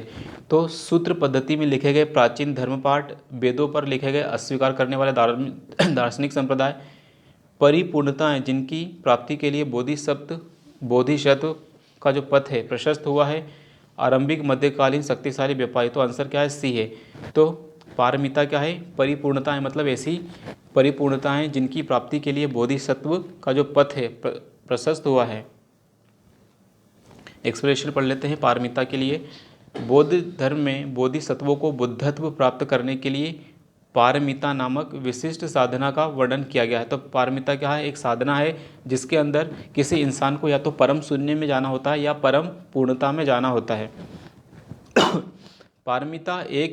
पारमिता ही एकमात्र ऐसा साधन है। पारमिता क्या? एक प्रकार का साधन है जिसके द्वारा बुद्ध की मान्य पदवी बुद्धत्व की प्राप्ति होती है। तो बुद्ध की जो पदवी है, मान्य बौद्ध धर्म में जो पदवी है जिसे हम बुद्धत्व कहते हैं, वह पदवी प्राप्त करने के लिए आपको पारमिता साधन को अपनाना होगा। इसमें बौद्धिक चार्य अवतार क्या है? बोधिचार्य अवतार में क्या है? आचार्य शांतिदेव कहते हैं कि साधक बुद्धत्व की प्राप्ति के लिए यत्नवान है। यत्नवान मतलब निरंतर प्रयत्न कर रहा है। और जो बोधिसत्व है उसे षट पारमिताओं मतलब दान पारमिता, शील पारमिता, शांति पारमिता, वीर्य पारमिता, ध्यान पारमिता और प्रज्ञा पारमिता, इन 6 पारमिताओं को ग्रहण करना होगा। तो 6 पारमिताओं की बात की, आपको दान देना होगा। शील मतलब आपके अंदर एक संयम रखना होगा, परम करुणा रखनी होगी, शांति रखनी होगी, वीर्य पारमिता रखनी होगी, ध्यान पारमिता और प्रज्ञ मतलब परम ज्ञान की पारमिता रखनी होगी। यदि इतनी चीज़ों को आप ग्रहण करोगे अपने जीवन में, तभी आप क्या है बोधिसत्व बनने की ओर आगे अग्रसर हो सकते हो। सर एडविन अर्नोल्ड की पुस्तक द लाइट ऑफ एशिया आधारित है किस पर? तो ललित विस्तार पर आधारित है। तो अब एक नया क्वेश्चन मिल गया दोस्तों, सर एडविन अर्नोल्ड की जो पुस्तक है लाइट ऑफ एशिया आधारित है ललित विस्तार पर। बौद्ध धर्म के महायान और हीनयान संप्रदायों में सर्वाधिक मौलिक अंतर हमें देखने को मिलेगा। तो मौलिक अंतर हमें देखने को मिलेगा देवी देवताओं की पूजा।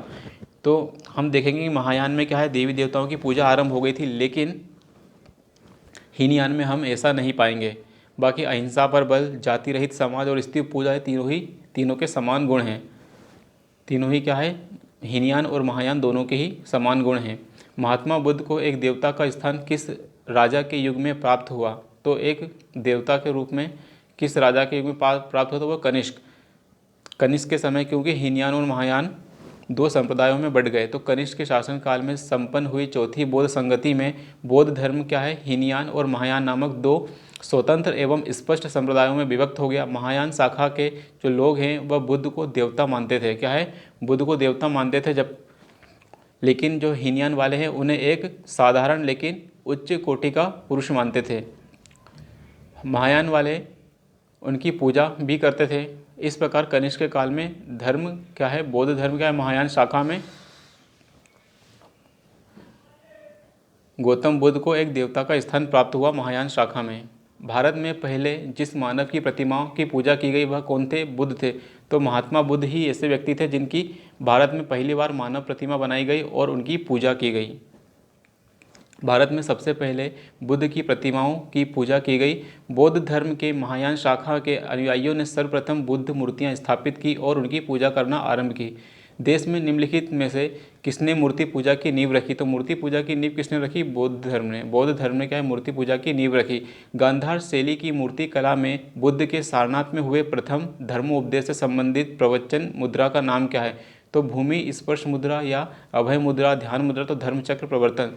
तो सारनाथ में हुए प्रथम धर्म उपदेश से संबंधित जो मुद्रा है उसका नाम क्या है? धर्मचक्र प्रवर्तन मुद्रा। गांधार कला की उत्पत्ति का स्रोत एशिया माइनर तथा हेलेनिस्टिक कला थी। तो गांधार कला जो दोस्तों एक आर्ट है, एक कला है, मूर्ति कला। इसकी उत्पत्ति का स्रोत एशिया माइनर तथा हेलेनिस्टिक कला है। इस शैली की कला का प्रमुख विषय महात्मा बुद्ध का जीवन चरित्र है। इसके अंतर्गत महात्मा बुद्ध की जो धर्मचक्र मुद्रा, ध्यान मुद्रा, अभय मुद्रा, वरद मुद्रा आदि मूर्तियों का निर्माण किया गया। सो दोस्तों गांधार कला में क्या है, महात्मा बुद्ध की अलग अलग मुद्राओं में मूर्तियों का निर्माण किया गया, जैसे कि धर्मचक्र मुद्रा, ध्यान मुद्रा, अभय मुद्रा, वरद मुद्रा आदि। बुद्ध की खड़ी प्रतिमा निम्नलिखित में से किस काल में बनाई गई? तो बुद्ध की जो खड़ी प्रतिमा है दोस्तों कुषाण काल में बनाई गई, कनिष्क के समय या उसके बाद। कुषाण काल में ही गांधार एवं मथुरा कला की शैली के तहत बुद्ध एवं बोधिसत्वों की बहुसंख्यक मूर्तियां बनाई गई। इसमें बैठी और खड़ी दोनों ही स्थिति में किया गया। ठीक है। हेनसांग के विवरण के अनुसार बुद्ध की जो प्रथम प्रतिमा कौशाम्बी में बनी थी, परंतु अनेक विद्वान महात्मा की जो प्रथम प्रतिमा का श्रेय गांधार कला को देते हैं। बुद्ध की प्राचीनतम प्रतिमा किस शैली में प्राप्त होती है? तो बुद्ध की जो प्राचीनतम प्रतिमा है क्या है, हमें किस शैली में प्राप्त है? तो इसका आंसर तो डी बताया गया कि उपयुक्त में से कोई नहीं या उपयुक्त में से एक से अधिक। तो आंसर क्या है? डी। क्योंकि मथुरा कला और गांधार कला इन दोनों में ही हमें देखने को मिलेगी। भगवान बुद्ध की प्रतिमा कभी भी एक हस्त मुद्रा दिखाई देती है। तो महात्मा बुद्ध की जो प्रतिमा है कभी कभी एक हाथ वाली एक हस्त मुद्रा दिखाई देती है, जिसमें भूमि स्पर्श मुद्रा कहा जाता है। यह किस चीज़ का प्रतीक है? मार पर दृष्टि रखने एवं अपने ध्यान को विघ्न डालने से मार को रोकने के लिए बुद्ध की धरती का आह्वान। तो दोस्तों पहला ही आंसर क्या है इसका? गलत है। और दूसरा आंसर का सही है, क्योंकि मार के प्रतिलोभन प्रलोभन की बात की जा रही है। तो मार का मतलब दोस्तों इसके अंदर कोई अपनी ओर आकर्षित करने वाली चीज़ की बात की गई है, कि जो जैसे कोई स्त्री हो सकती है, कोई अप्सरा हो सकती है। तो मार के प्रलोभनों के बावजूद अपनी सुचिता और शुद्धता, तो किसके, अपनी शुचिता और शुद्धता को साक्षी होने के लिए बुद्ध का धरती का आह्वान। जब बुद्ध क्या है, धरती माता को आह्वान करते हैं कि धरती माता आप साक्षी हैं कि मैं इन सभी प्रलोभनों से दूर हूँ, तो इसे हम कहते हैं भूमि स्पर्श मुद्रा। मार मतलब कामदेव। ओके, तो एक बार पढ़ लेते हैं एक्सप्लेनेशन। बुद्ध की भूमि स्पर्श मुद्रा का तात्पर्य अपने तप की सुचिता जो अपना तप है उस तप की सुचिता और निरंतरता को बनाए रखने से है। बुद्ध की भूमि स्पर्श मुद्रा, मार मतलब कामदेव, जो कामदेव के प्रलोभन के बावजूद भी अपने सुचिता और शुद्धता को साक्षी होने के लिए महात्मा बुद्ध धरती का आवाहन करते हैं। भूमि स्पर्श मुद्रा की सारनाथ मूर्ति संबंधित है किस काल से, तो गुप्त काल से संबंधित है। तो दोस्तों जो भूमि स्पर्श मुद्रा है, इसमें जो मूर्ति है वह कहाँ, गुप्त काल से संबंधित है। तो भूमि स्पर्श की जो मूर्ति है, भूमि स्पर्श मुद्रा में जो महात्मा बुद्ध की मूर्ति है वह गुप्त काल से संबंधित है।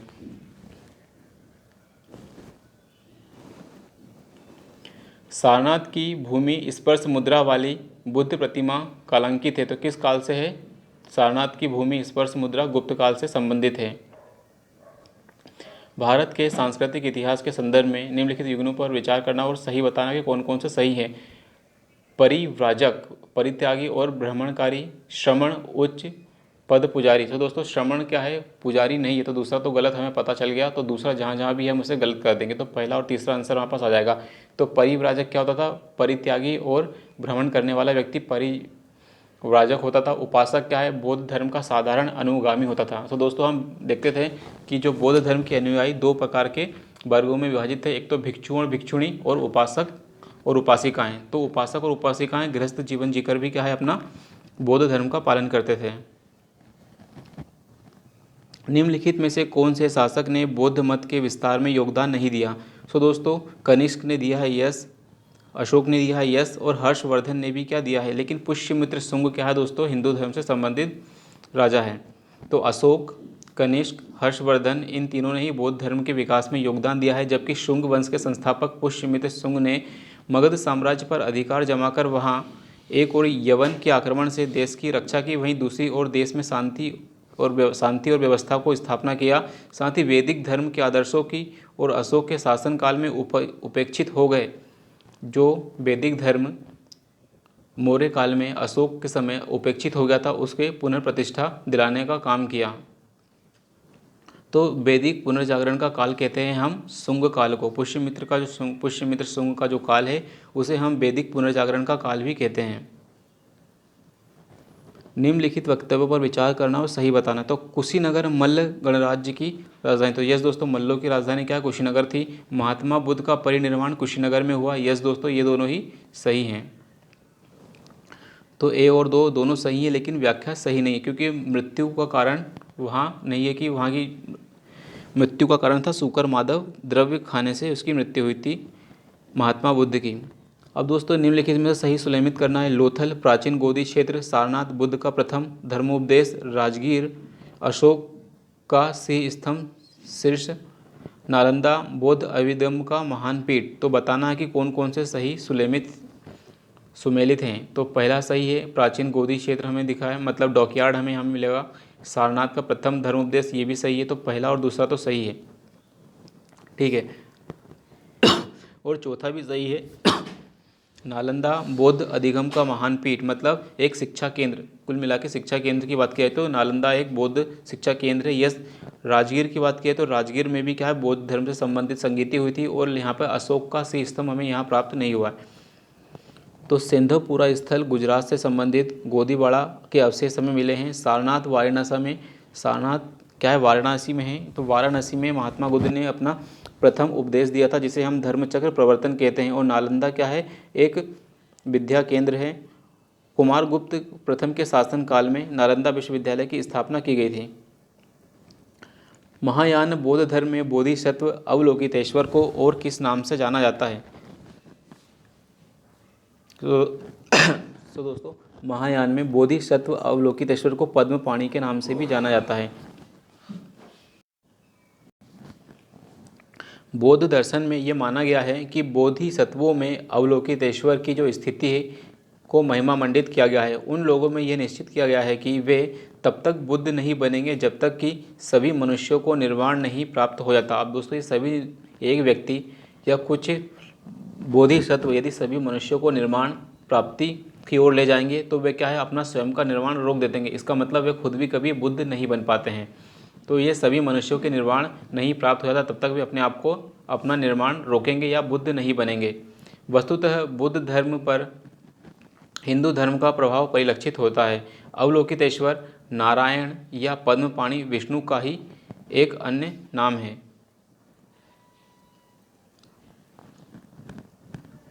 भारत के धार्मिक इतिहास के संदर्भ में विचार करना है। स्थिरवादी महायान बौद्ध धर्म से संबंधित है। तो दोस्तों स्थिरवादी क्या है, महायान से संबंधित नहीं है। लोकोत्तरवादी संप्रदाय बौद्ध धर्म के महासंघिक संप्रदाय की एक शाखा थी। महासंघिकों के द्वारा बुद्ध के देवत्व रोपण में महायान बौद्ध धर्म को प्रतिस्पर्धी। यस दोस्तों, तो महासंघिकों के द्वारा बताया गया कि जो बुद्ध क्या है देवता है। तो तीसरा तो बिल्कुल हमारा सही है और पहला हमारा क्या है गलत है। तो पहला जहाँ जहाँ गलत है पहले उसको हम देखेंगे। तो पहला गलत और तीसरा सही। यहाँ भी तो दूसरा और तीसरा यहाँ पर सही है। इसमें कहा गया कि जो लोकोत्तरवादी है, लोकोत्तरवादी क्या है, लोकोत्तरवादी संप्रदाय बौद्ध धर्म के महासंघिक संप्रदाय की एक शाखा है। तो यस इट इज़ राइट। भारतीय इतिहास के संदर्भ में निम्नलिखित में से कौन सा भावी बुद्धा है। तो भावी बुद्धा फ्यूचर बुद्धा मैत्रेय। तो मैत्रेय को क्या है फ्यूचर बुद्धा के नाम से जाना गया है। भारत के धार्मिक इतिहास के संदर्भ में विचार करना है। बोधिसत्व बोधिमत्व के हीनयान संप्रदाय। गलत दोस्तों, बोधिसत्व क्या है महायान से संबंधित। पहला गलत हो गया। बोधिसत्व अपने प्रबोध के मार्ग पर बढ़ता हुआ करुणामय है। तो यस दोस्तों, बोधिसत्व क्या है एक करुणामय है जो अपने मार्ग पर बढ़ रहा है। दूसरा तो बिल्कुल सही है। बोधिसत्व समस्त चेतन प्राणियों को उनके प्रबोध के मार्ग पर चलने में सहायता करने के लिए स्वयं के निर्माण की प्राप्ति को विलंबित करता है। यस दोस्तों, ये भी सही है। तो दूसरा और तीसरा आंसर हमारा सही है।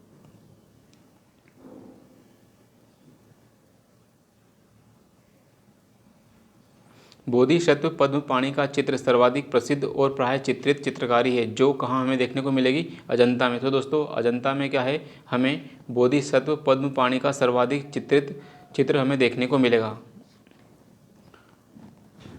गुफा संख्या 1 की बोधिसत्व पद्मपाणि का चित्र अजंता चित्रकला में श्रेष्ठ कलाकृतियों में से एक है। इसे 6ठी शताब्दी ईसा पूर्व के अंत में निष्पादित किया गया।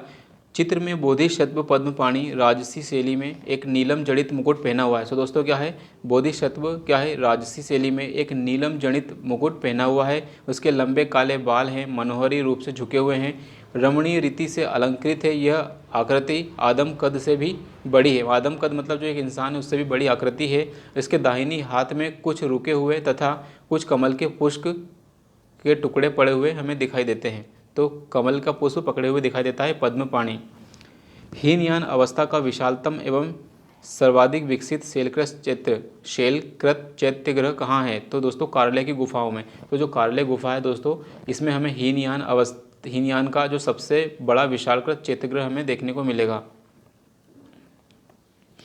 तो हीनयान अवस्था का सबसे विशालतम एवं सर्वाधिक विकसित शैलकृत चैत्यगृह हमें कहाँ कार्ले महाराष्ट्र में हमें पुणे में देखने को मिलेगा। निम्नलिखित में से किस शैलकृत गुफा में 11 सिरों के बोधिसत्व का अंकन है। तो 11 सिरों का जो बोधिसत्व है उसका अंकन हमें देखने को मिलेगा कान्हेरी की गुफाओं में। तो शैलकृत गुफा है हमें कान्हेरी की गुफा। तो कान्हेरी की गुफाओं में हमें शैलकृत अंकन हमें देखने को मिलेगा। तो सलसेती द्वीप, तो सालसेट द्वीप भी बोलते हैं इसको इंग्लिश में। तो सलसेती द्वीप में कान्हेरी की जो गुफाएं महाराष्ट्र के मुंबई शहर में एक प्रमुख पर्यटन स्थल है। ये गुफाएं संजय गांधी नेशनल पार्क में देखने को मिलेगी। तो कहाँ है संजय गांधी नेशनल पार्क महाराष्ट्र में है।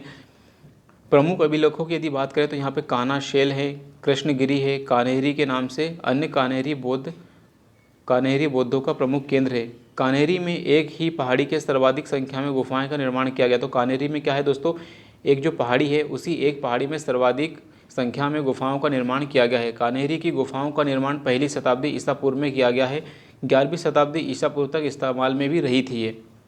अवलोकितेश्वर की एक रोचक मूर्ति हमें यहाँ देखने को मिलेगी जिसकी 4 भुजाएं हैं और 11 मुख हैं। तो एक ऐसा अवलोकितेश्वर भी हमें मिलेगा कान्हेरी की गुफाओं में जिसकी 4 भुजाएं देखने को मिलेगी और 11 मुख हमें देखने को मिलेगा।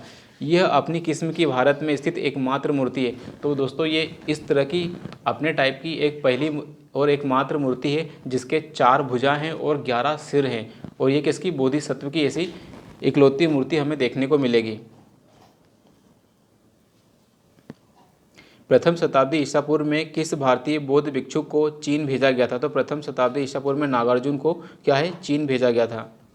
इन्होंने मध्यमिका या माध्यमकारिका सापेक्षता का सिद्धांत भी प्रस्तुत किया। शून्यता का सिद्धांत भी क्या है दोस्तों, नागार्जुन ने दिया था। तो शून्यता का सिद्धांत किसने प्रतिपादित किया, नागार्जुन ने किया था। तो माध्यमिका या शून्यवाद का जो मत है उसका प्रवर्तक क्या है, नागार्जुन है, जिनकी प्रसिद्ध रचना मध्यमकारिका है। इसे सापेक्षतावाद भी कहते हैं। इसके अनुसार प्रत्येक वस्तु किसी न किसी कारण से उत्पन्न हुई है। इसका मानना है कि जो प्रत्येक वस्तु है किसी न किसी कारण से उत्पन्न हुई है और वह उन पर निर्भर भी है। नागार्जुन ने इसे प्रत्युत्य समुत्पाद का ही शून्य कहा, को ही शून्यता कहा है। तो नागार्जुन ने प्रत्युत्य समुत्पाद जो कि बुद्ध ने किया था, प्रत्युत्य समुत्पाद का सिद्धांत, उसे ही शून्यता की स्थिति बताई है नागार्जुन ने। नागार्जुन किस बौद्ध संप्रदाय के थे? तो दोस्तों व्यवहार किससे, माध्यमिक से थे। तो माध्यमिका संप्रदाय या माध्यमिक का सिद्धांत भी क्या है, नागार्जुन ने प्रतिपादित किया था। बौद्ध शिक्षा का केंद्र विक्रमशिला, वाराणसी, उज्जैन और गिरनार। तो दोस्तों विक्रमशिला क्या है दोस्तों, एक बौद्ध शिक्षा केंद्र था। प्राचीन काल में बौद्ध शिक्षा के कौन 3 केंद्र थे, एक तो नालंदा, वल्लभी और विक्रमशिला। नालंदा बिहार आधुनिक पटना के दक्षिण में लगभग 40 किलोमीटर दूर बड़गांव में स्थित है। महायान बौद्ध धर्म की जो शिक्षा का प्रमुख केंद्र था नालंदा विद्यालय। वल्लभी की यदि बात करें तो वल्लभी हमें गुजरात का जो काठियावाड़ क्षेत्र है, आधुनिक वल नामक स्थान पर है। यह भी एक क्या है, बौद्ध शिक्षा संस्कृति का प्रमुख केंद्र है। हीनयान बौद्ध धर्म की शिक्षा का प्रमुख केंद्र था। तो वल्लभी क्या है दोस्तों, हीनयान बौद्ध शिक्षा का केंद्र था। विक्रमशिला की यदि बात करें तो विक्रमशिला बिहार के आधुनिक भागलपुर में से 24 मील दूर पत्थर घाट नामक पहाड़ी पर स्थित है। विक्रमशिला के महावीर की जो स्थापना है पाल नरेश धर्मपाल ने की थी। तो विक्रमशिला की जो स्थापना किसने, पाल नरेश धर्मपाल ने की थी। उसने यहाँ मंदिर तथा मठ भी बनवाए। वाराणसी हिंदू संस्कृति एवं धार्मिक शिक्षा का प्रमुख केंद्र था। तो वाराणसी क्या है, हिंदू संस्कृति एवं धार्मिक शिक्षा का प्रमुख केंद्र है।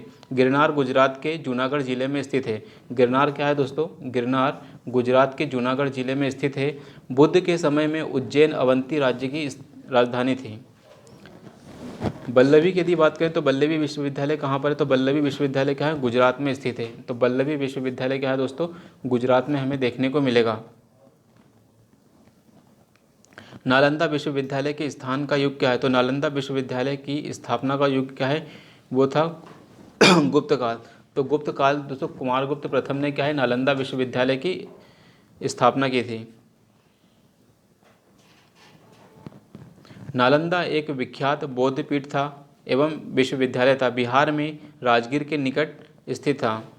सर्वप्रथम कुमारगुप्त प्रथम ने क्या है, नालंदा बौद्ध विहार को दान में दिया था और बाद में बुद्धगुप्त, तथागत गुप्त और बालादित्य गुप्त ने भी आगे इस विहार को दान दिए।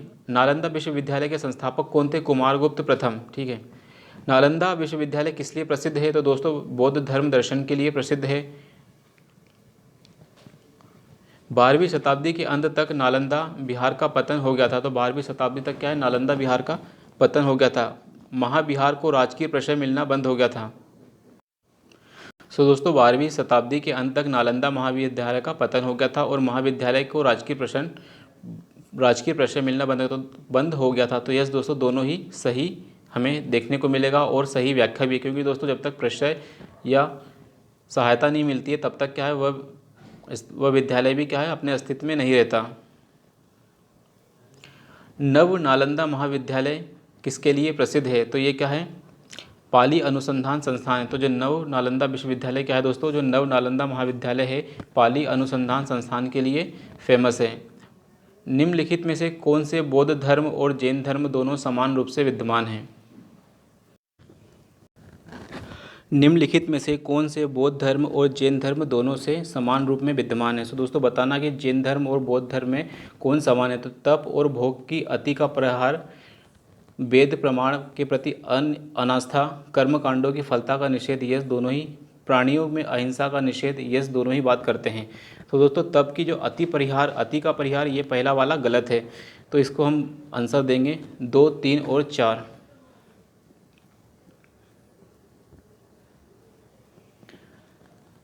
प्राचीन भारतीय इतिहास के संदर्भ में निम्नलिखित में से कौन सा या बौद्ध धर्म और जैन धर्म दोनों में समानता विद्यमान थी? तो तप और भोग का अति परिहार। से दोस्तों ये भी क्या क्वेश्चन रिपीटेड है, ये गलत होगा। वेदों के प्रति अनास्था, सही बात है, दोनों ही क्या है, वेदों के प्रति अनास्था की बात करते थे और कर्म कांडों की जो फलता है उनका भी निषेध करते थे। यस दोस्तों ये भी सही है। तो जो जैन धर्म और बौद्ध धर्म दोनों ही क्या है, वेदों के प्रति अनास्था भी रखेंगे और कर्म कांडों के जो फल प्राप्ति की जो बात है उसका भी निषेध करेंगे। तो दोनों ही क्या है, सही है। तो दूसरा और तीसरा सही है। निम्नलिखित में से कौन सी बात बौद्ध धर्म तथा जैन धर्म में समान है? तो दोस्तों में वेदों के प्रति उदासीनता, यस। भगवान बुद्ध ने 4 आर्य सत्यों का जो 4 आर्य सत्य हैं उनका प्रतिपादन किया था। तो कौन सही है? दुख है, यस। दुख है, यस दोस्तों, दुख का कारण है और का निरोध किया जा सकता है और दुख निरोध का मार्ग है। तो दोस्तों ये आंसर हमारा आएगा ए। पहले ए, फिर डी, फिर बी और फिर सी। तो दोस्तों सबसे पहले आएगा दुख है। संसार में सभी जगह दुख है, दुख का समुदाय है, कोई किसी न किसी कारण से हमें दुख हो रहा है। दुख समुदाय का निरोध है, यस। दुख का अंत किया जा सकता है, संभव है, और इसके लिए हमें आपको दुख निरोधगामिनी प्रतिपदा मतलब अष्टांगिक मार्ग को अपनाना होगा।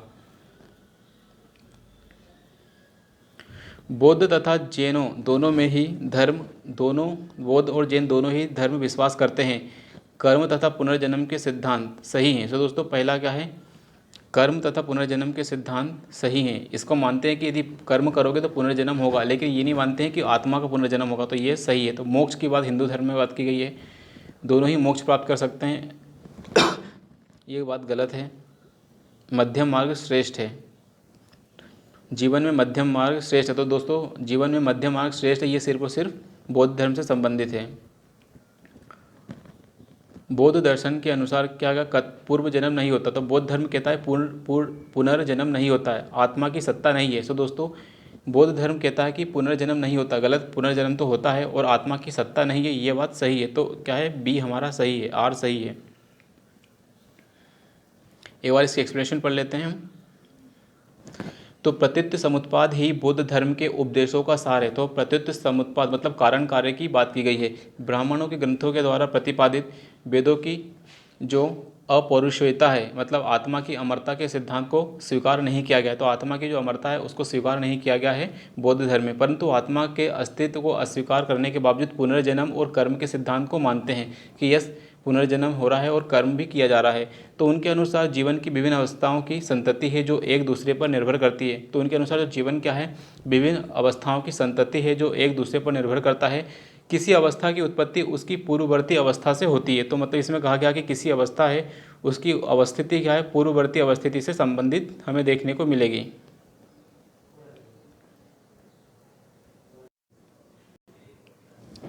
बौद्ध धर्म के विषय में कौन सा सही है ये हमें बताना है। बौद्ध धर्म में इसमें वर्ण एवं जाति को अस्वीकार नहीं किया गया। तो इसमें वर्ण एवं जाति को अस्वीकार नहीं किया गया। उसने ब्राह्मण वर्ग की सर्वोच्च कोटि को चुनौती दी, ये तो सही है बिल्कुल। उसने कुछ एक शिल्पों को निम्न माना, तो ये बात भी सही है। तो पहला दूसरा और तीसरा हमारे तीनों ही सही देखने को मिलेगा। लेकिन दोस्तों क्या है, वर्ण एवं जाति को अस्वीकार नहीं किया गया, लेकिन उन्होंने ब्राह्मणों की जो सर्वोच्चता है उसको जरूर चुनौती दी।